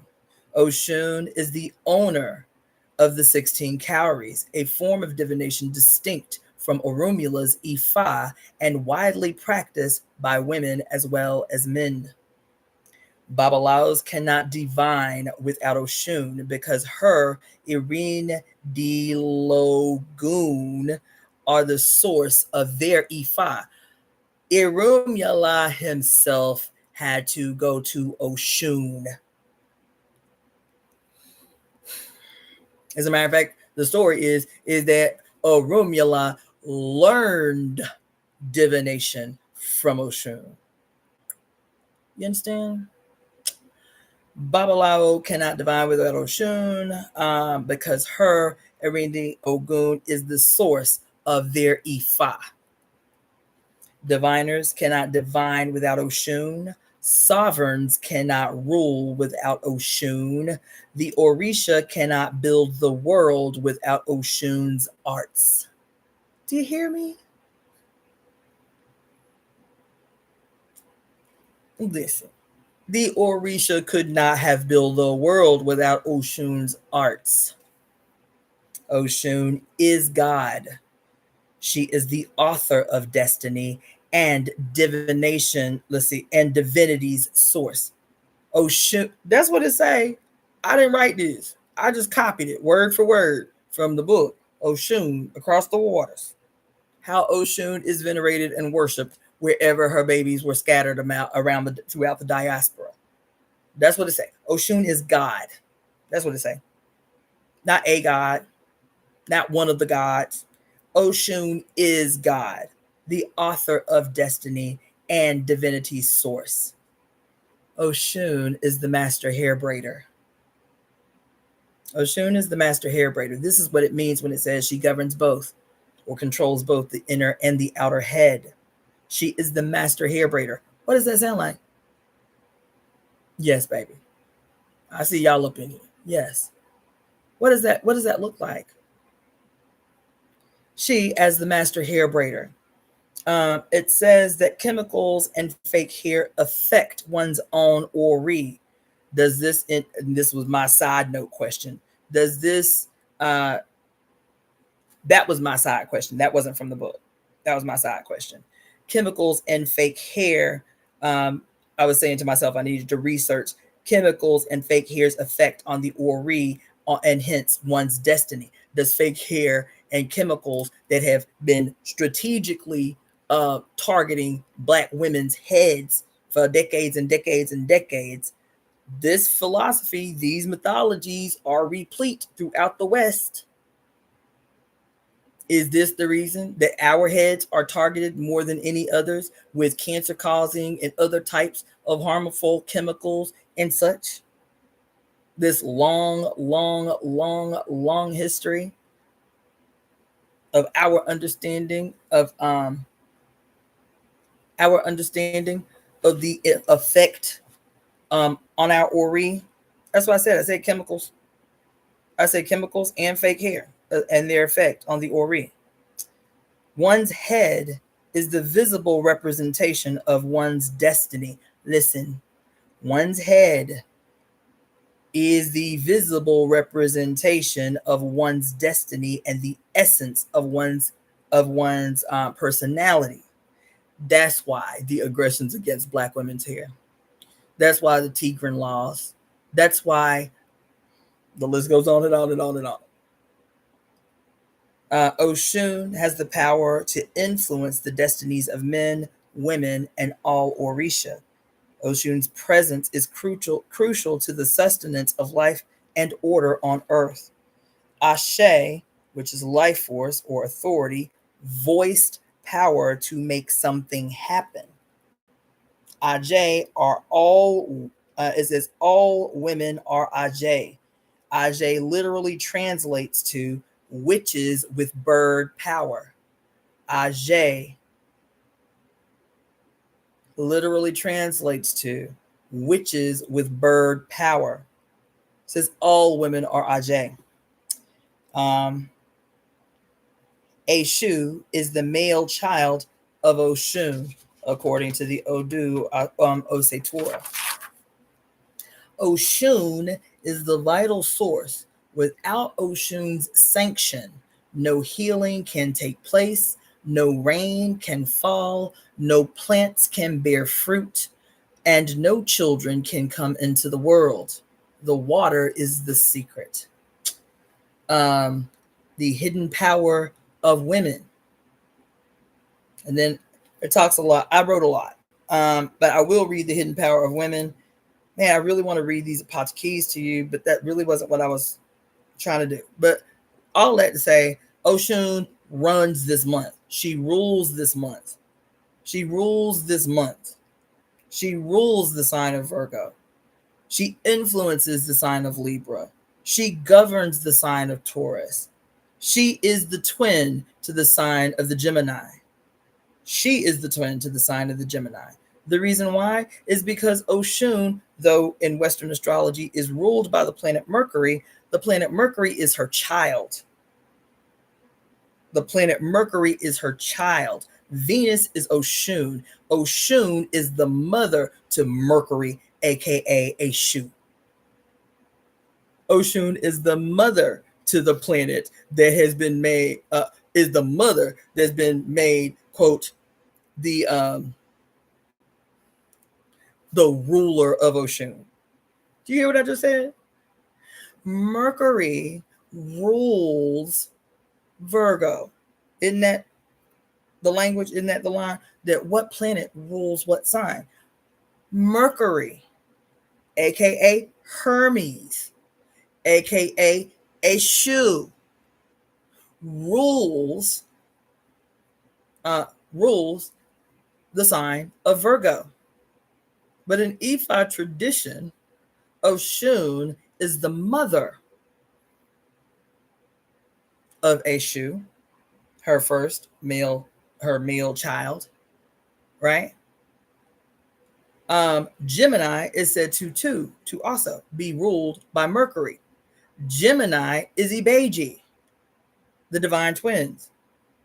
Gemini is Ibeji, ruled, quote, by Mercury, aka Ashu. That story is incorrect too. It is said in Western astrology that Gemini and Virgo are twin signs because they both are, quote, ruled by Mercury. Oshun is the mother to both Ashu, who is a twin. Ashu is a twin. He is the two in one. He is the two-faced. He's literally pictured as two-faced. She is, She is the birth giver to two sets of twins. The two in one, Ashu, right? Or if you want to say Mercury or Hermes, because he was two-faced as well. How was he two-faced? Because his story was that the only way that he could, quote, steal the secrets of his mother's love was that he had to disguise himself as a woman, as female, in order to invade Aphrodite's temples that were reserved for females only.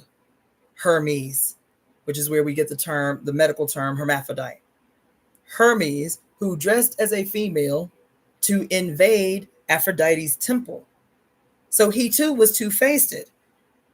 Hermes was Ashu, who is the two-faced. He is a Legba and he is Ashu, the two in one, the two-faced, the two in one.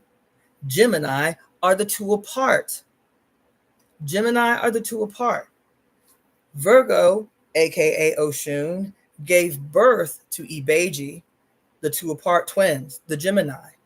And the story is that she abandoned Ibeji, and Oya raised them or cared for them, took them in to care for them as her own. And so she had Ibeji and abandoned them, and Oya raised them. And then she had Oshun, who was the 2-in-1, because the story is that she was angry with the other Orisha for disrespecting her when they was preparing the earth for us to live upon it. And she took off to the moon because she was mad, and she took all her little gifts with her, and shit started falling apart. And when she came back after they had to venerate her and all of this stuff, she turned in on herself and made herself pregnant and said, "You better hope that I don't have a girl. Y'all better hope, you male Orisha who was so disrespectful, better hope I don't have this baby in my belly. Better hope it ain't no girl."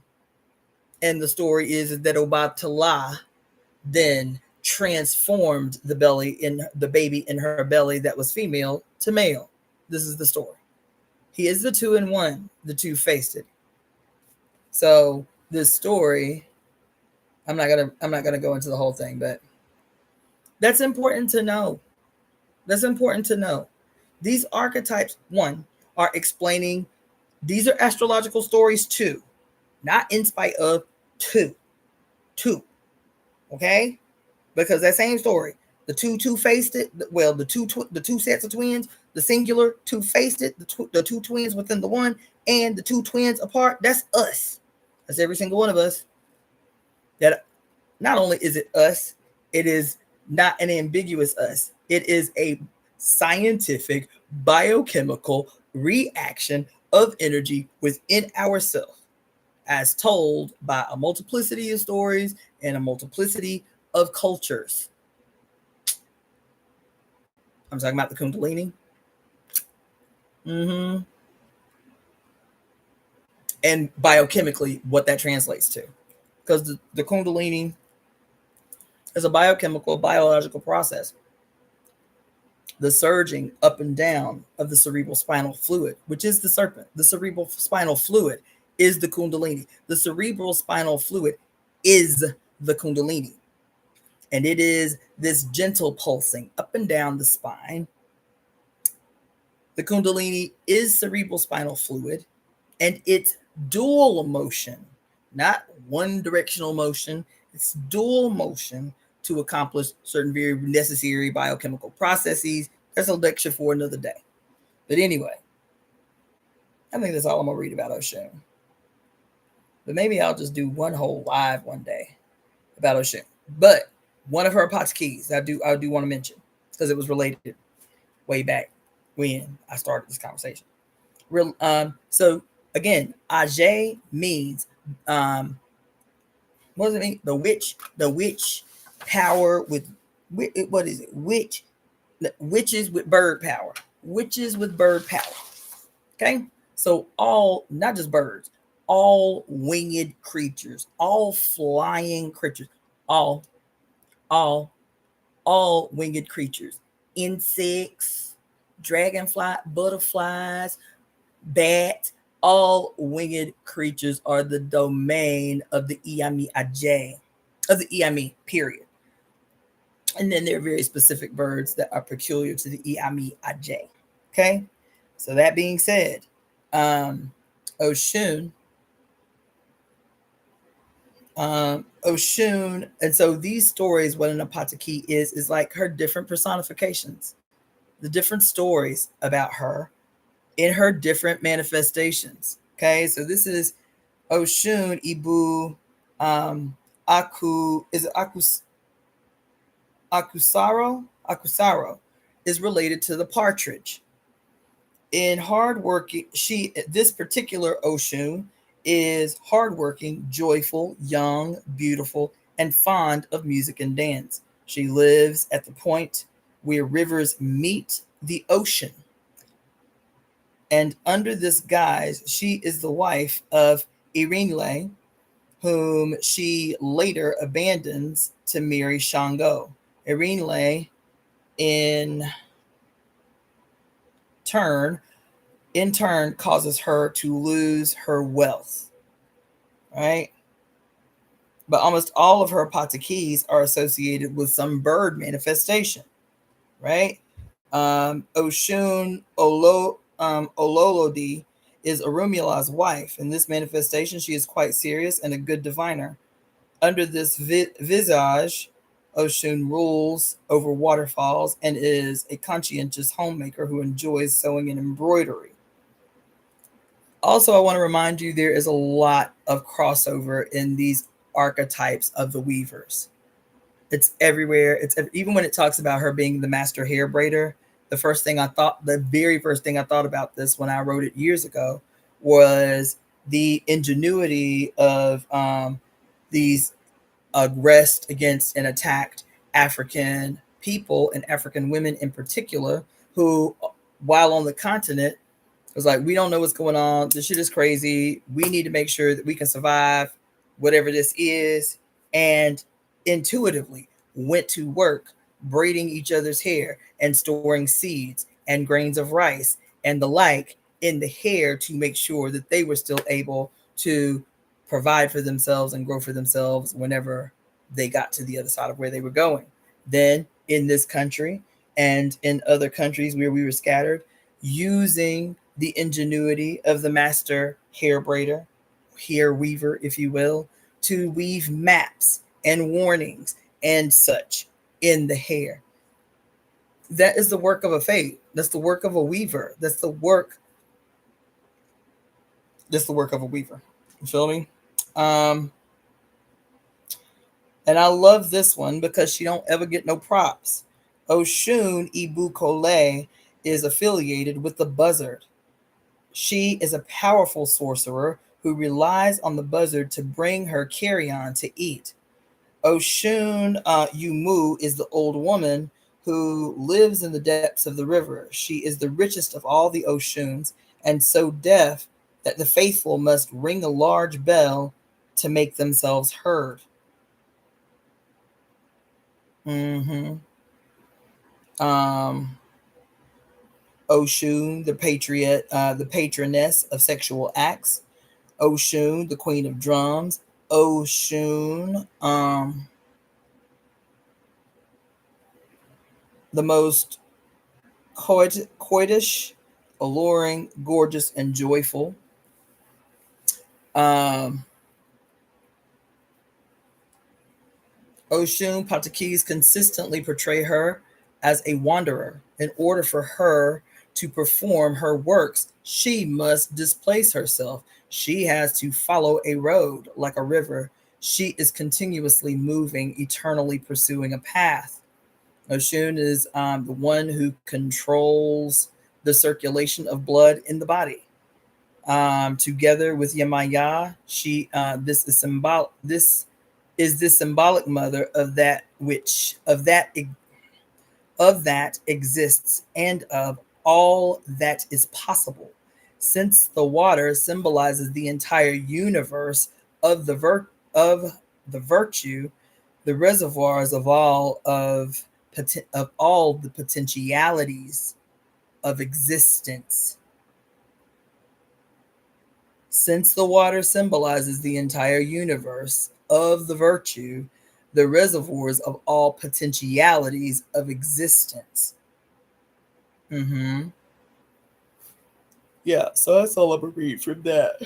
I didn't really intend to go into all of that, but I love her so much. And the only reason I got on that was about, the importance of culture, especially in this moment that anybody can write a song, but can you translate the people's condition in a way and feed it back to them in a way that instills evolutionary leaps forward, that invigorates rebellious action, that instills courage, like we say in our conspiracy.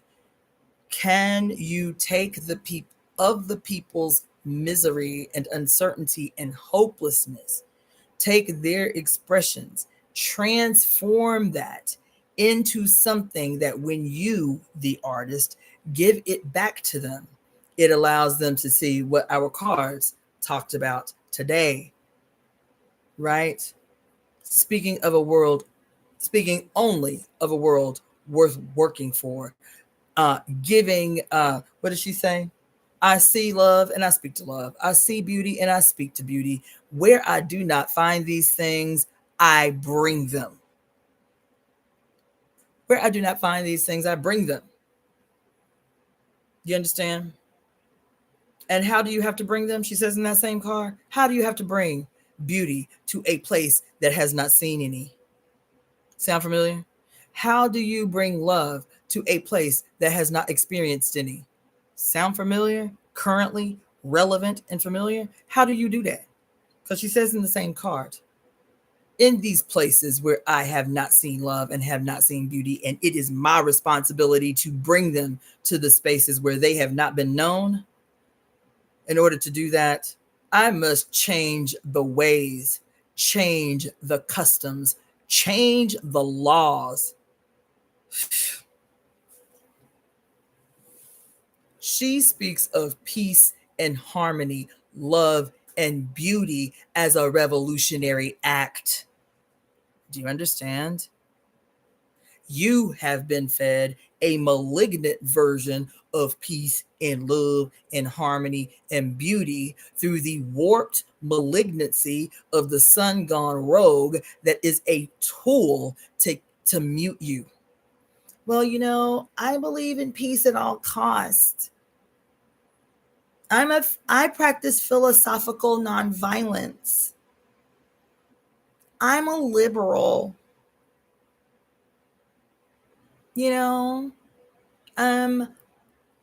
What you're saying right now is really triggering me. Child, y'all have been deliberately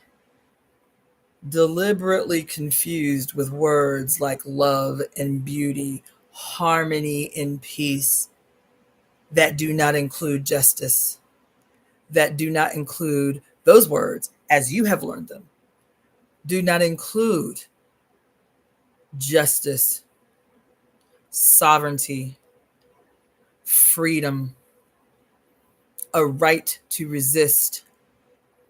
Not only a right to resist, a right to undo, a right to radically transform.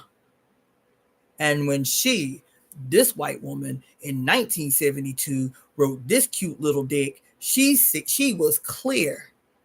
Peace and love, beauty and harmony. Knowing, what did she say at the very beginning of the card? That anything less than wondrous is a lie. Anything less than wondrous is a lie. Why? Because we live in the Garden of Eden. We live in the Garden of Eden. That's what I'm saying. That's the interpretation of the card. My interpretation of the card. Why? Because that card looked just like me sitting up in this chair. That's why. Dressed in gold, looking like the goddess Oshun, pointing the way to her apprentice.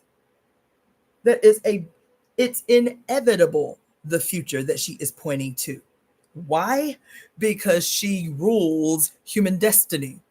She is the governess of your head. She is the governess of fresh water, of salt water. She is the source through which all exists. She is the source of all true healing. How can we all be radically healed at one time? The miasma that we've been talking about for 2 years. You understand? And here she is. And it is purposeful. It is purposeful that in this deck, drawn in 1972 by a white woman, that it is the goddess Oshun and her very small white male child apprentice. And she is teaching him why. Why is she teaching this little white boy? Why they ain't got a little colored baby? There she teaching. Because she represents the oldest on the earth and he represents the youngest on earth. She represents the mother of the earth and he represents the youngest child. This sun gone rogue that we continue to talk about, he is the representation of the sun gone rogue, but she governs everything. She's the mother to it all. What did it say? We know that the entire universe is water. It's hers. She owns it. She runs it. Do you understand? And if that's the assumption, then she is teaching this little white child, this son gone rogue, because she knows that if she can win him back into the embrace of the one, that he too will play a vital role in this future that is certain. It's certain.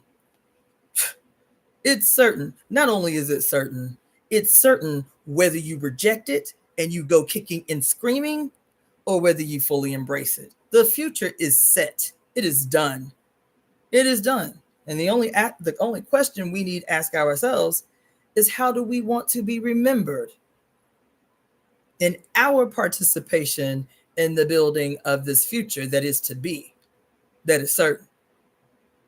Were we kicking and screaming like these radical Republicans? Were we staging a contest, a throwdown every step of the way? Did we make the journey to true love and harmony, peace and beauty? Did we put up boundaries and obstacles every step of the way in our resistance to what we know, child? The louder a bitch is, the more they know, the more they see the inevitable.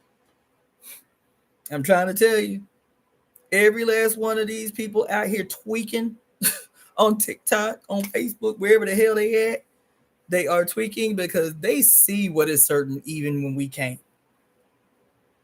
The future is certain. The future is ours. The future is the mother's and those of us who have aligned our goddamn will with hers. Those of us who have complied.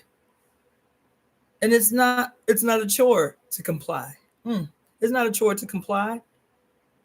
Why? Because she's the law of attraction. She is the fulfiller of all dreams. She is the answerer to all wishes if we comply. Child. This card is my favorite card. And I'll tell you honestly, and I know it's going to irk some of y'all nerves, but this is what it means to have the bigger picture and the grand view. It's not to ignore what is in front of us. It is not to ignore what is the moment. It is to say that even though the moment is what it is, and there may be heads that must be cleaved, I am always inspired by this card. It was purposeful that it was this baby. It was purposeful because all that is within the context and within the body of the one. That's why I keep making the metaphor about the sun gone rogue and how cancer develops in your body. Your body is an explanation for the political world. I'm trying to tell you, for the economic world, for the social world, for the spiritual world. Everything that happens in your body is a metaphor for the macro, which is the world you exist in. It is. And so, for whatever the unknown origin, the unknown seed,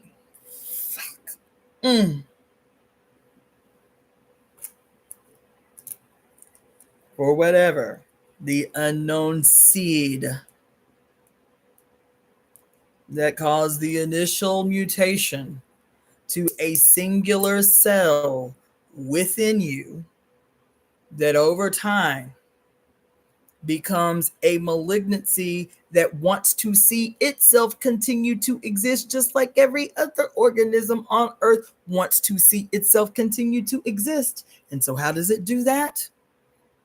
Either through spontaneous procreation. Oh my God.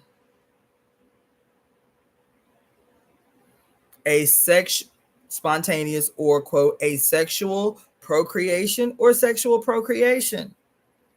And in this singular cell, not having the ability anymore in this mutation to produce daughter cells. That's the science. You produce daughter cells. You produce perfect replica. Oh, God. Perfect replicas of the mother cell. And then the mother cell pulls a kamikaze, apoptosis, cell death. But she has produced 2 daughter cells to take her place. That function. God, oh man.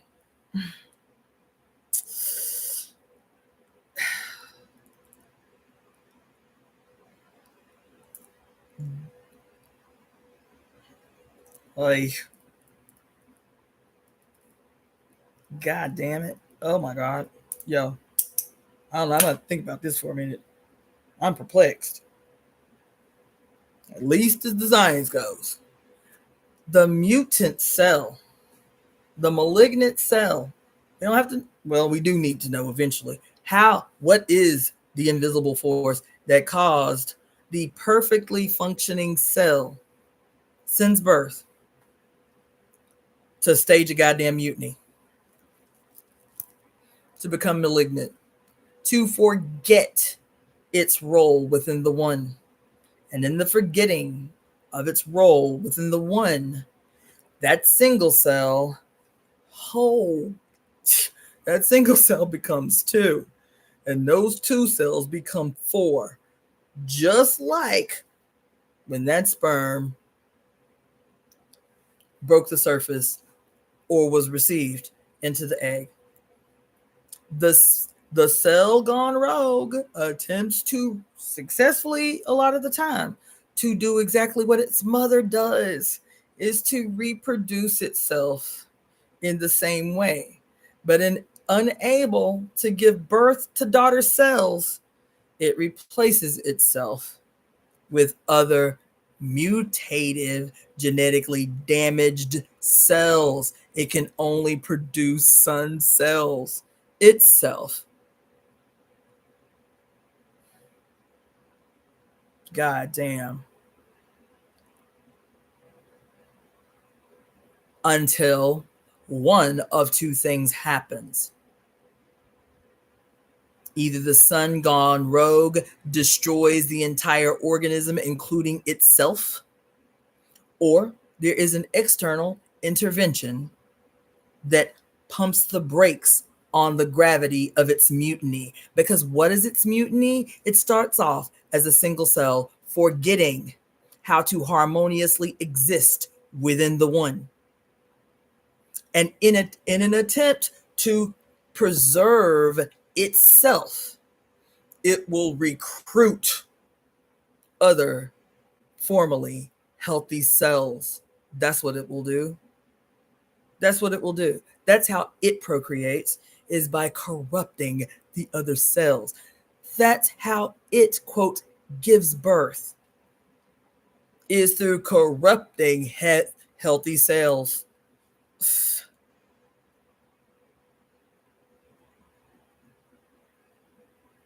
It's through corrupting healthy cells. That's the only way it can give birth. Like the mother cells, reproducing daughter cells. There's a lesson in this. There's a lesson in this. And that's why that card is so exciting to me. Because if the sun gone rogue has become successful by corrupting otherwise healthy cells, I'm talking about the body of Mother Earth. I'm talking about the greater body of Mother Earth as her cells. Not just we humans as her cells, we animals as her cells, we plants as her cells, we as her cells, and the sun gone rogue, the singular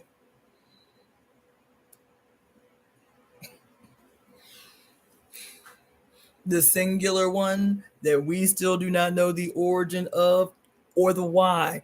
Why did he turn against his mother?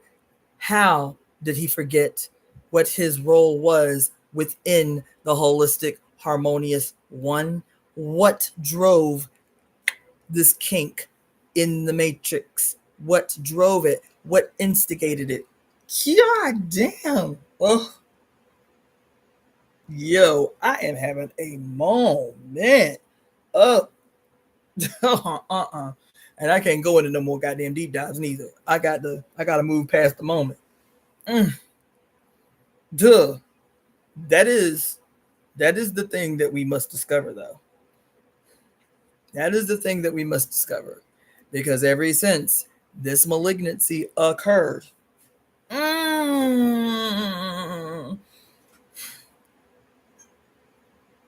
man, ever since this malignancy occurred, child, that is the only way it has been able to reproduce itself, is through the corrupting of otherwise healthy cells, us, otherwise healthy cells, the many, otherwise healthy cells.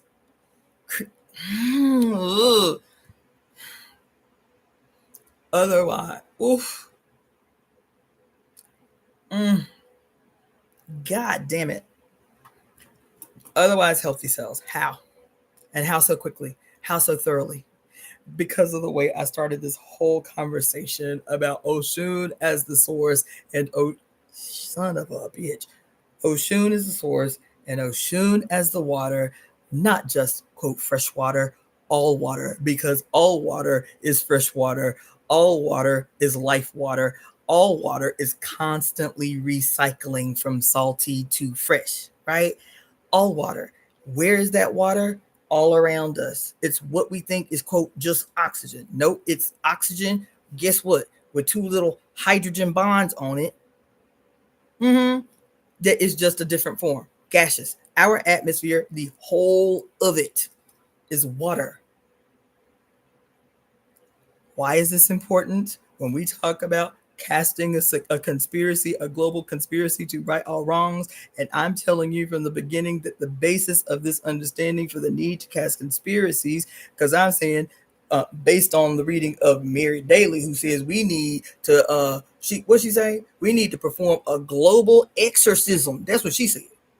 We need to perform a global exorcism. What did Barbara Walker say? That a miasma, and I told you that I learned about miasma in homeopathy 15 years ago, and it was always just presented within the context of homeopathy in medicine as like this unknown spiritual origin for all disease. And it never went any deeper than that. And then 15 years later, we read Barbara Walker, and she talks about how the ancients understood this concept of the miasma. What is the miasma? Oh my God, man. The miasma is a spiritual pollution spoken from the mouths of mothers who have been harmed.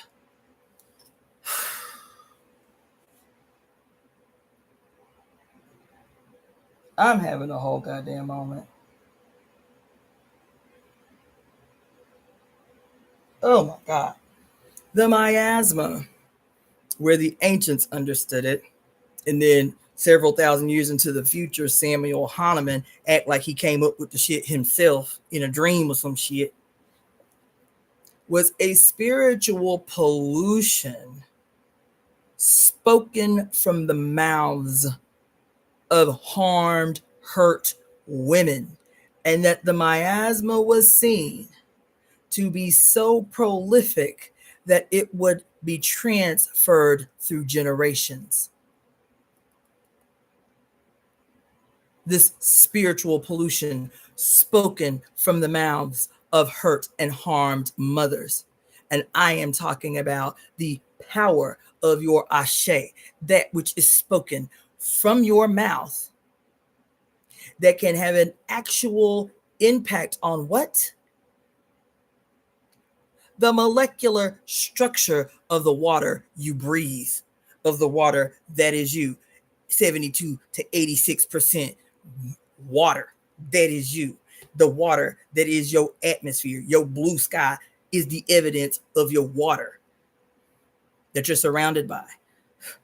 And I'm telling you about the messages in the water and the studies by Dr. Emoto, and these German scientists who display the impact not only of human speaking, but our thoughts, not just in our water, in the water around us. Emoto took an ink pen, child, a goddamn marker on a piece of paper like this and wrote harm words and happy words. That's all he did. He ain't speak the shit. He just wrote the shit on a piece of paper and taped the piece of paper to glasses of water from the same source, and then took drops of each and froze them on one of them little petri dishes that you put up under a microscope, and could see the molecular impact of the thoughts that went into writing these specific words.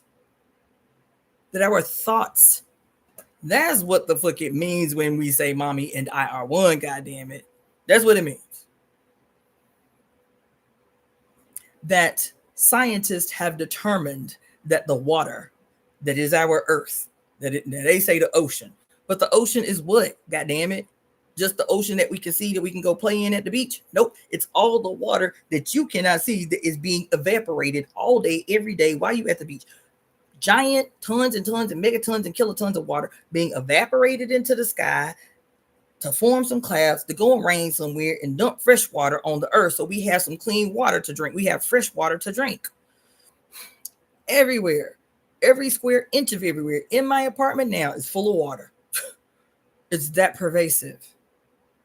It's that pervasive. And to have these scientists now acknowledge that the greatest supercomputer on the planet is the ocean. That's what they say. That water's ability to remember, to hold human collective memory. Astonishing. And then I'm talking to you about the single cell organism gone rogue. And because it cannot, quote, give, oh my God. Ugh, I gotta write this. I can't not write this. Hold on. Ugh. God damn it.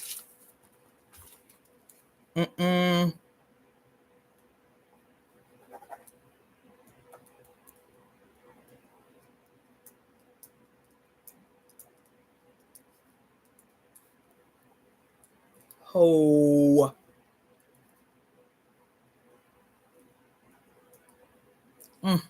Oh my God.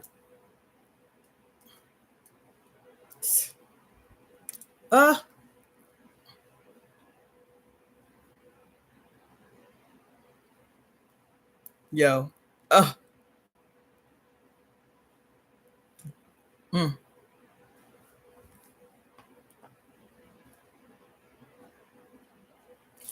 Mm.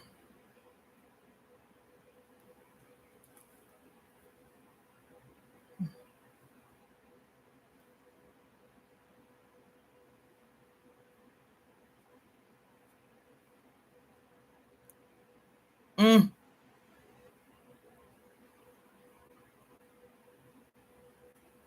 Oh my God.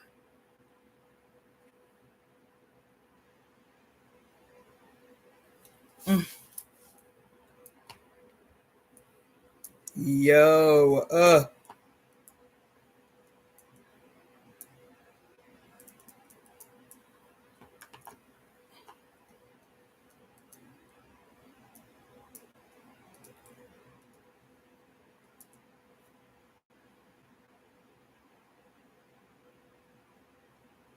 Oh my God. Listen, y'all. I'm having a whole ass moment. I am having a whole ass moment. Listen. Do I need to go into this? I've already been on here 2.5 hours.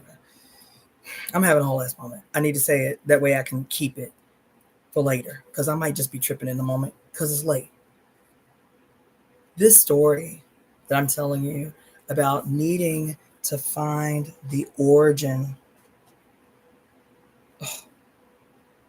of the malignancy.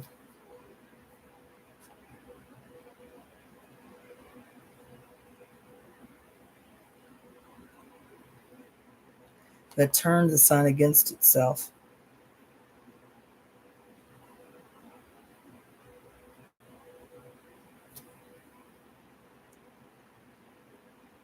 Mm, mm.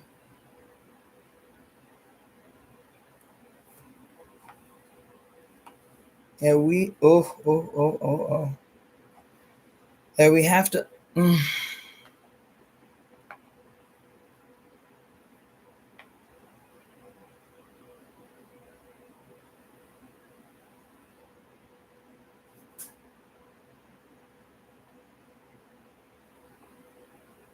mm.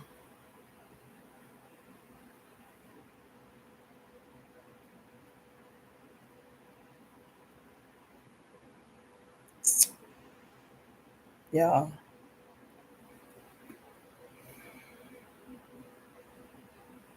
Oh my God. Uh, uh.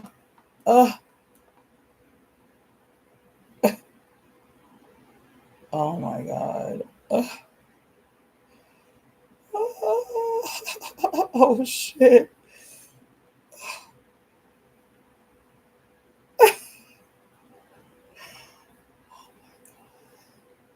Uh, oh my God. I cannot. I cannot do this. I cannot. I cannot. Listen. I can't. Ooh.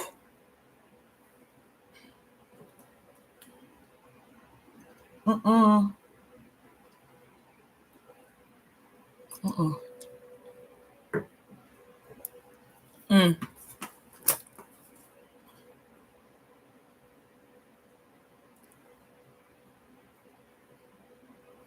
Okay. Let me walk this through. So, ugh. Ugh. Mm. All right.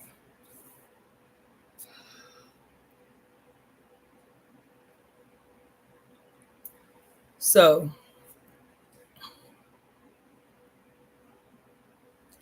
if we are talking about, I started out by talking about, at least in this little portion here, about you. I was started out honestly by talking about, quote, the sun gone rogue and what we're witnessing in the world, and in using the metaphor of Cancer and its origins and its rebellion against itself.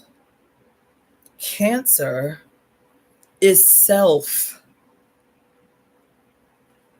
Cancer is self. Cancer is self. And we, without getting too, um, mm, without getting too specific, this is still a metaphor I am using, but the metaphor has got me fucked up right now. Using metaphor of Cancer in its beginning stages as a single cell, gone rogue, gone defunct.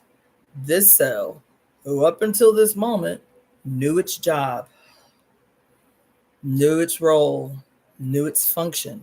It was encoded in itself, in its DNA, okay? In its mitochondrial DNA. Its behavior to function harmoniously within the one was certain. Ooh.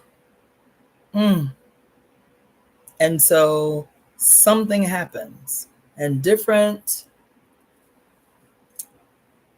medical systems have attempted to understand this something happening that causes a single cell to forget who it is within the context of the one. And in its forgetting, it becomes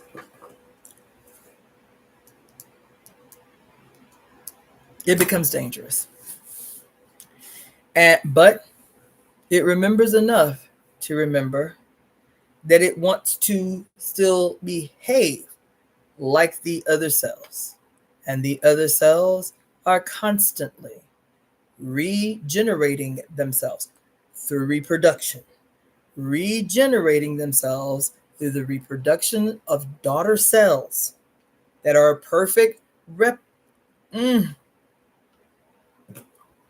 that are perfect replicas. Oh my God. I don't want to hear this. I don't want to hear this. Mm.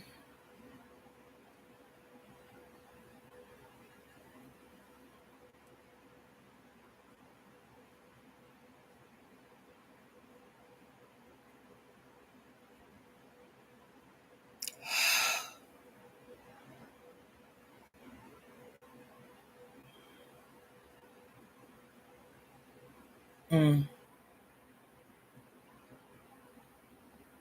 Listen,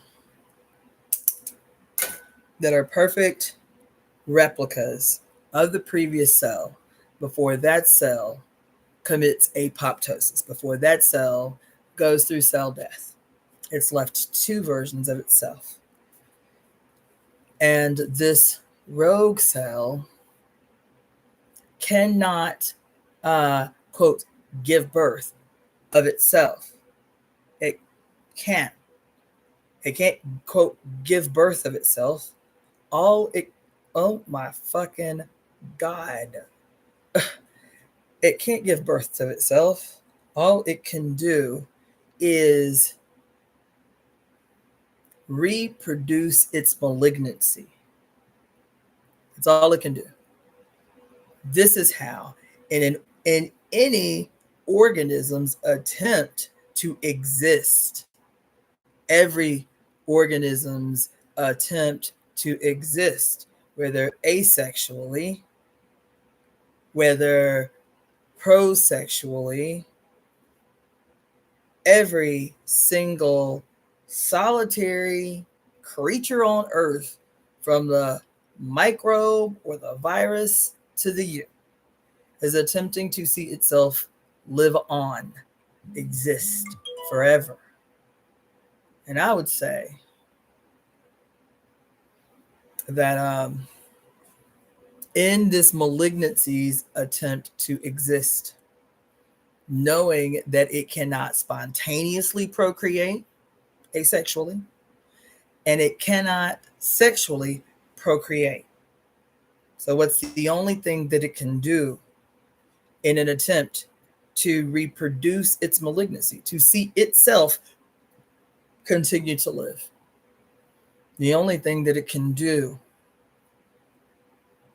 is infect, is recruit, if you will,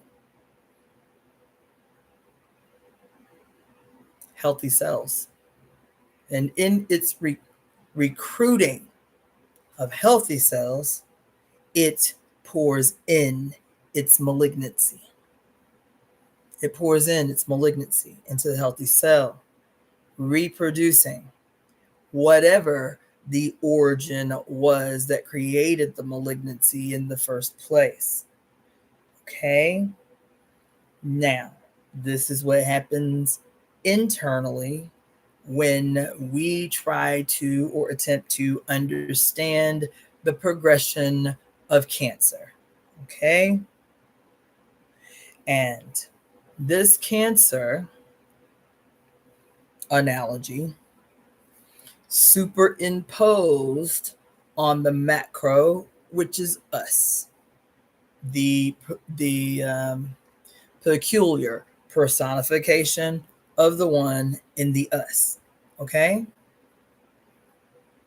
So we too, as scientists and as spiritual scientists, have to attempt to go back, which we've done. We've talked about a lot and still haven't gotten to that moment, that place, that hidden thing, that mystery that will give us a clear answer to the source of what now threatens the whole, what now has become a malignancy of grand proportion, metastatic throughout the entire planet. Metastatic, metastasized, means to spread. Metastasized throughout the entire planet, right? The cells of our earthly body impacted. Those cells being what? Every organism, every tree, every blade of grass, every animal, every insect, every human. The metastasis and the cancer being a parasite, can only exist within a host. It cannot exist on its own. It can't. So when I say that within the metaphor, that the initial singular one rogue cell, that the cell is a part of self, that the cell, oh my God, damn, man, I can't, that the cell, oh, fuck, the cell, oh my God, I can't, the cell is a I can't, can I say this out loud? The cell is a communication, child. I don't want to hear this shit, yo. I don't want to hear this shit.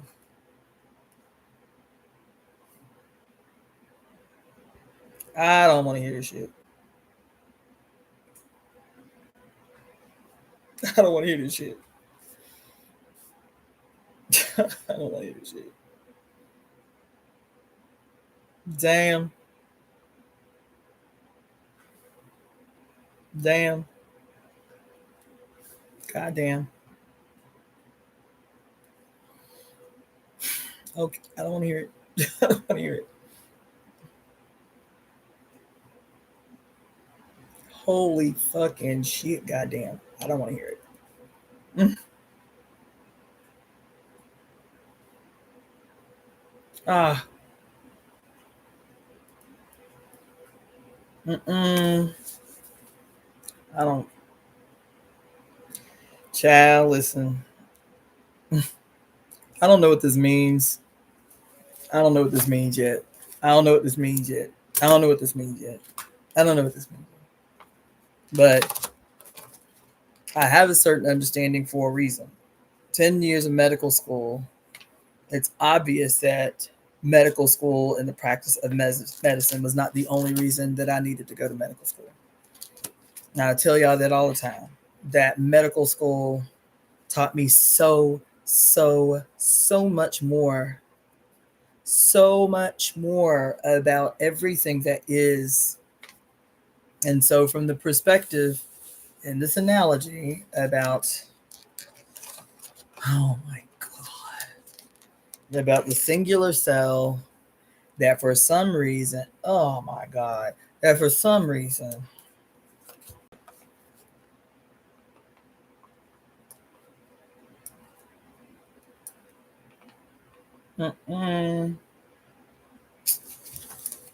this individual cell, for whatever reason that we must understand eventually, one of these days,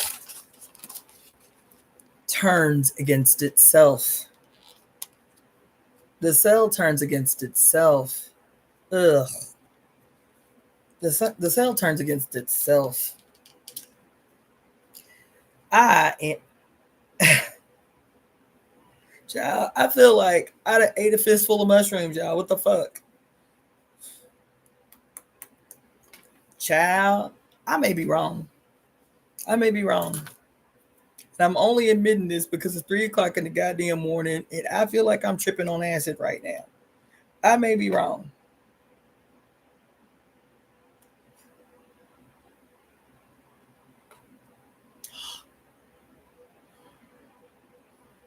I may be wrong. I may be wrong. I just don't know what it means yet. I just don't know what it means yet. I may be wrong.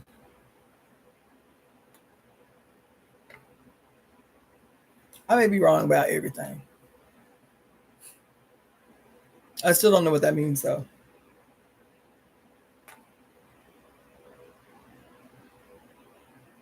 I still don't know what that means, yo. In this metaphor of the cell gone rogue, that we all acknowledge, at least in the scientific world, that those malignancies that can potentially occur in the mitochondrial DNA of a cell, right? That's where it happens. That's where the malignancy occurs, is in the powerhouse of the cell, which is the mitochondrial DNA. Why is this important? Because where does every single body on Earth, the 8.5 billion people on Earth, where they get their mitochondrial DNA from? From their mother. They get their they only from their mother. They get their mitochondrial DNA from their mother.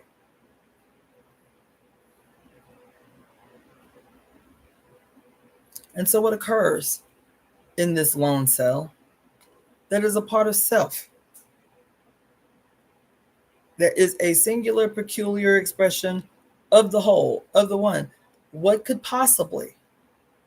And if we are the cells to Earth, and Earth is the cell to the universe, what is it that we can point to from the micro to the macro that causes the perfect process to experience imperfection? I'm always talking about how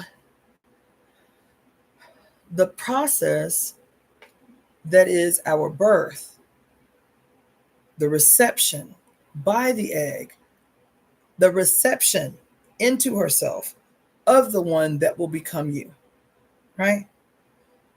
The 9 months of the perfect microcosmic replication of the entirety of the earth, from the single cell organism to a fully realized you on the other side. That happens in 4.5 billion years, which reduces to the number 9, by the way.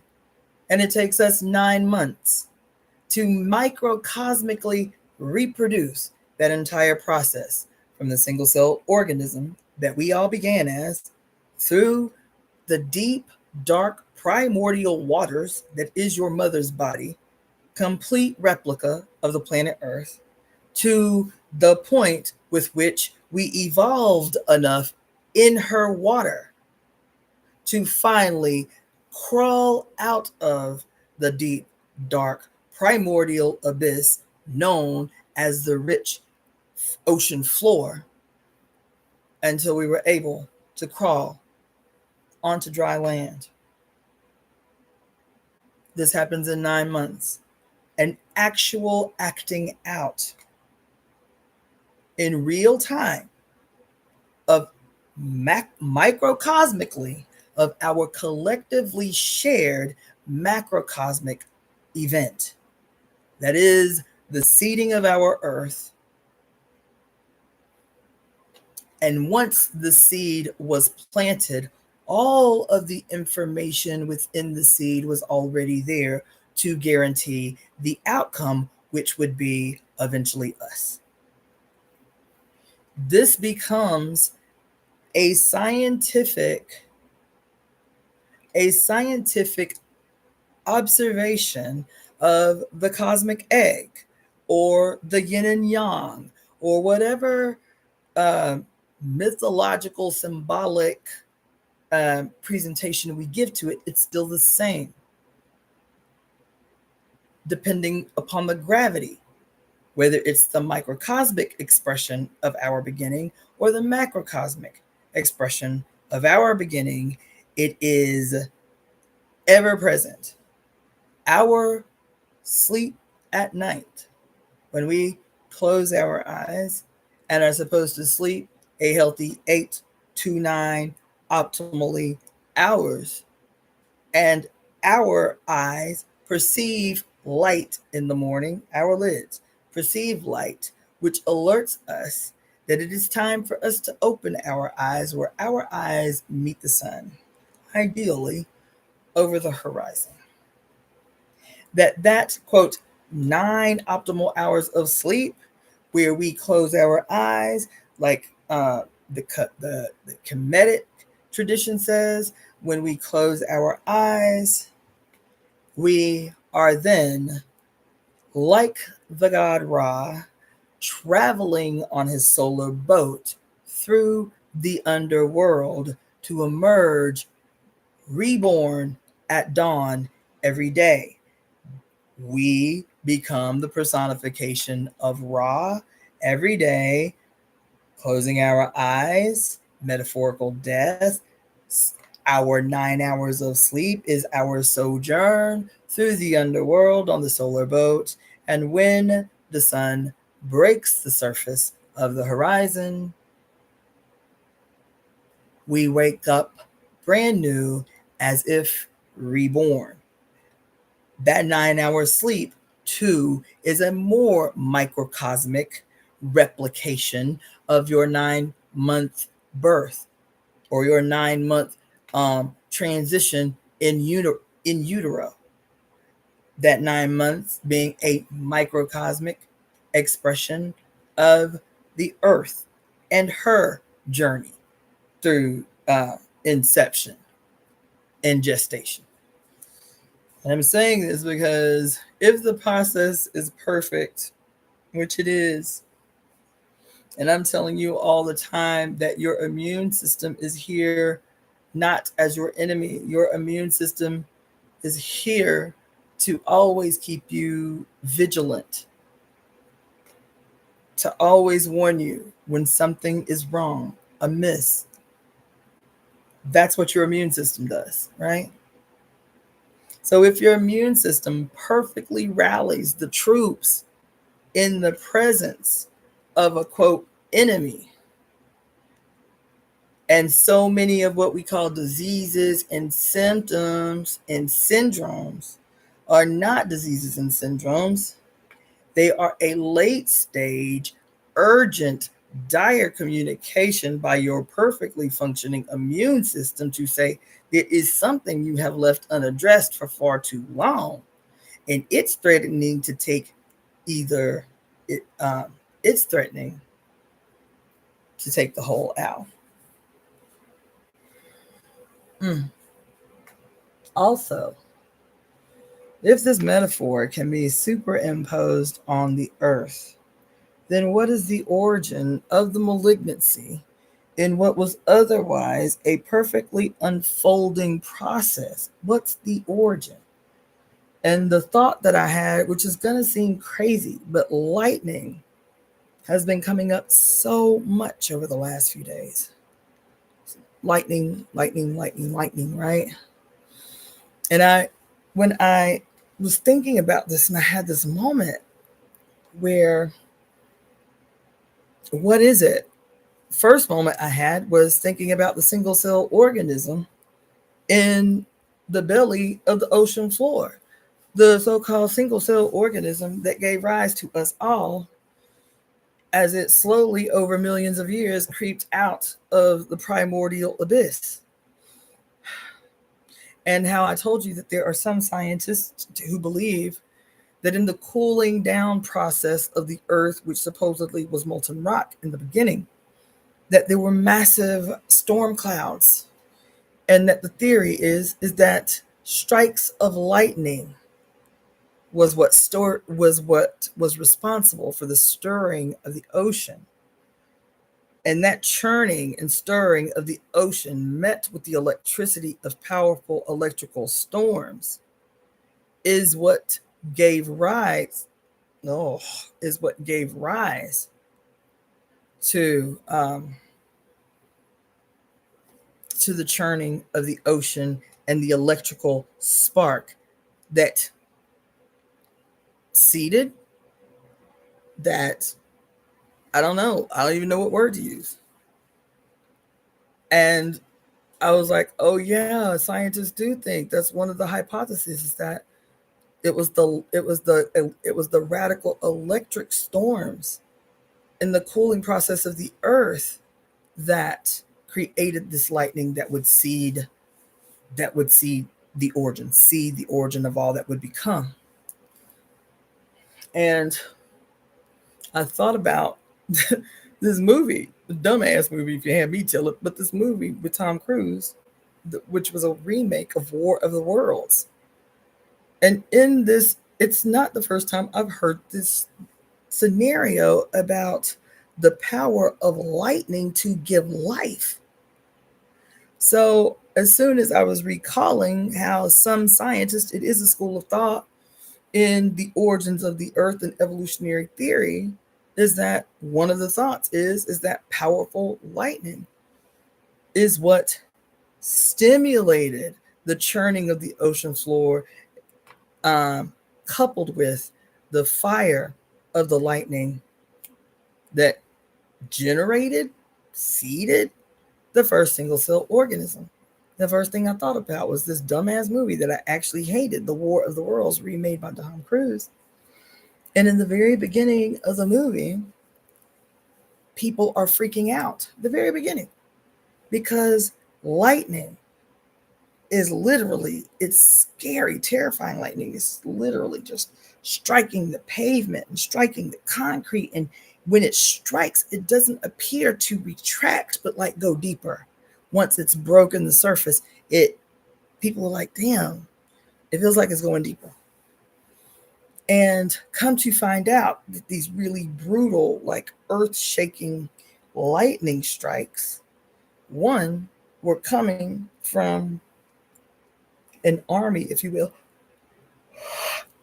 of aliens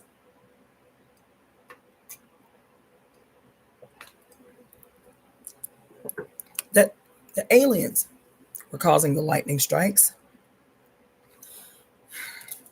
The aliens were causing the lightning strikes, and they were striking down into the belly of the earth to, quote, activate these dormant seeds that they had planted eons and eons and eons and eons ago in the earth, knowing that they would have to come back in the future to vivify, if you will, to animate these dormant cells for their eventual takeover.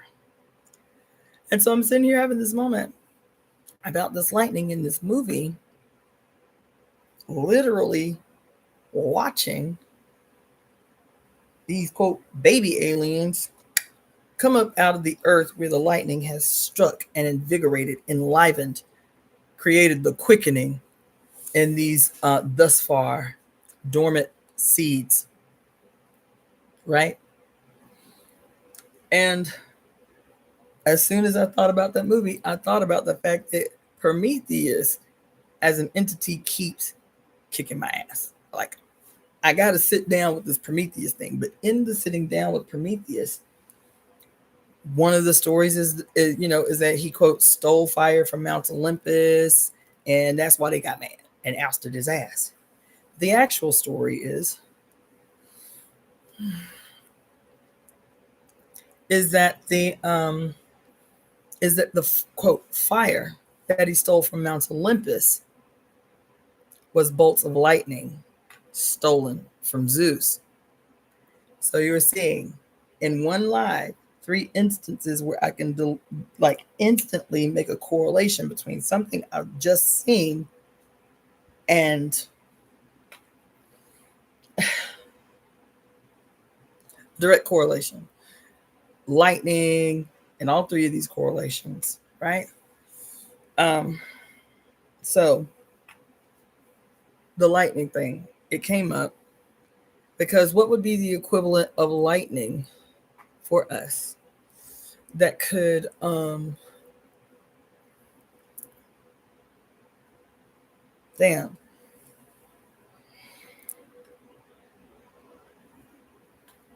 shit. I lost my train of thought. Yeah, I lost my train of thought. I'm fading. So deep though. I don't know if I'm coming back to it tomorrow because there was totally, completely, absolutely other stuff that I wanted to talk to you about. But now I am fading and stressing a little. I'm stressing a little because trying to understand the miasma, the water, the cell gone rogue, the sun gone rogue. What's the connection? There's a connection. Mm-hmm. Yeah. I don't know, and I'm not gonna fight with it tonight. Um anyway, um I know I dropped a lot on y'all tonight. It was it was great, but a lot of it, I'll be honest, was like my learning process, my the process to integrate. I got to integrate because this is deep. This is messing me up a little bit. I'll never say. Anyway, whatever. So I'm gonna go. I'm gonna go to sleep. But this live, I feel like is an indication of the radically necessary possibilities of this month being presented by this month. So I got to process this though. Man, there's so much in here that's just like, and I'll go ahead and share with you really quick. And I say I might be wrong, but I keep talking about using the yin yang, about the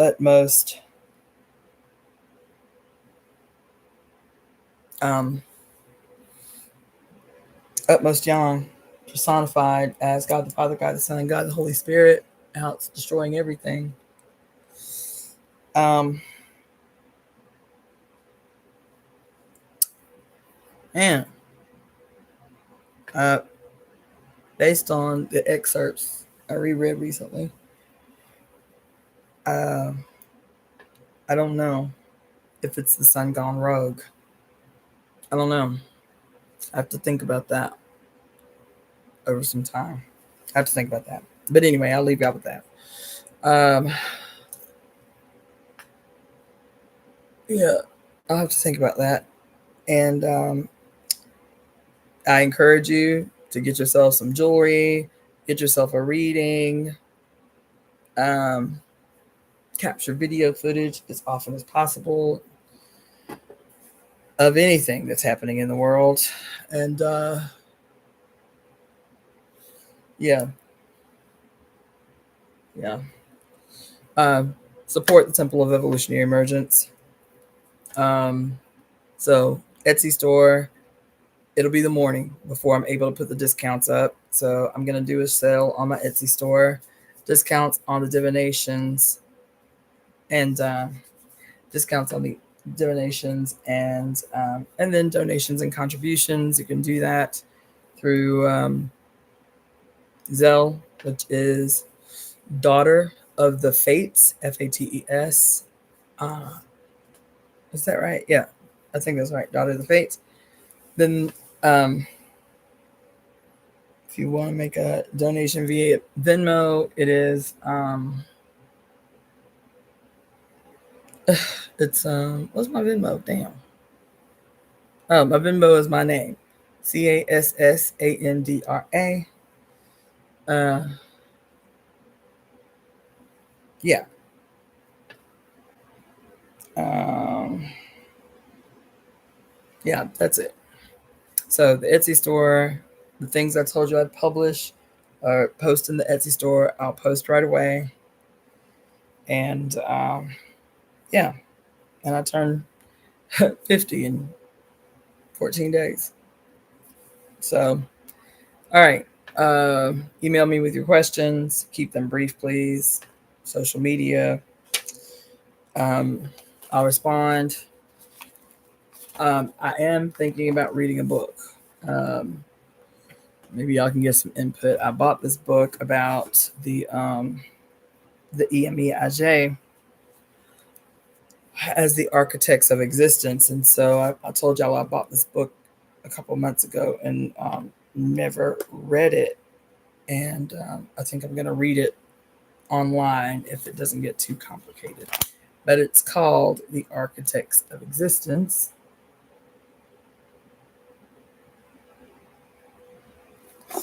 Okay, so y'all can have your opinions. If you're not interested in me reading The Architects of Existence, tell me what you'd like me to read. And I'm going to log off. It was great talking. Thank you so much for the many of you who came into the room. And I will talk to you guys later.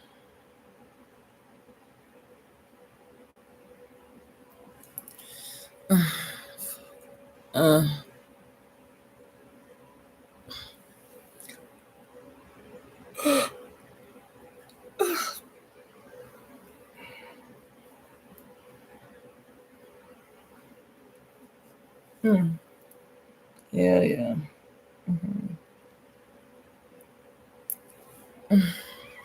Yeah, I hear you, child. Oh, I thought I ended that. Oops, my bad.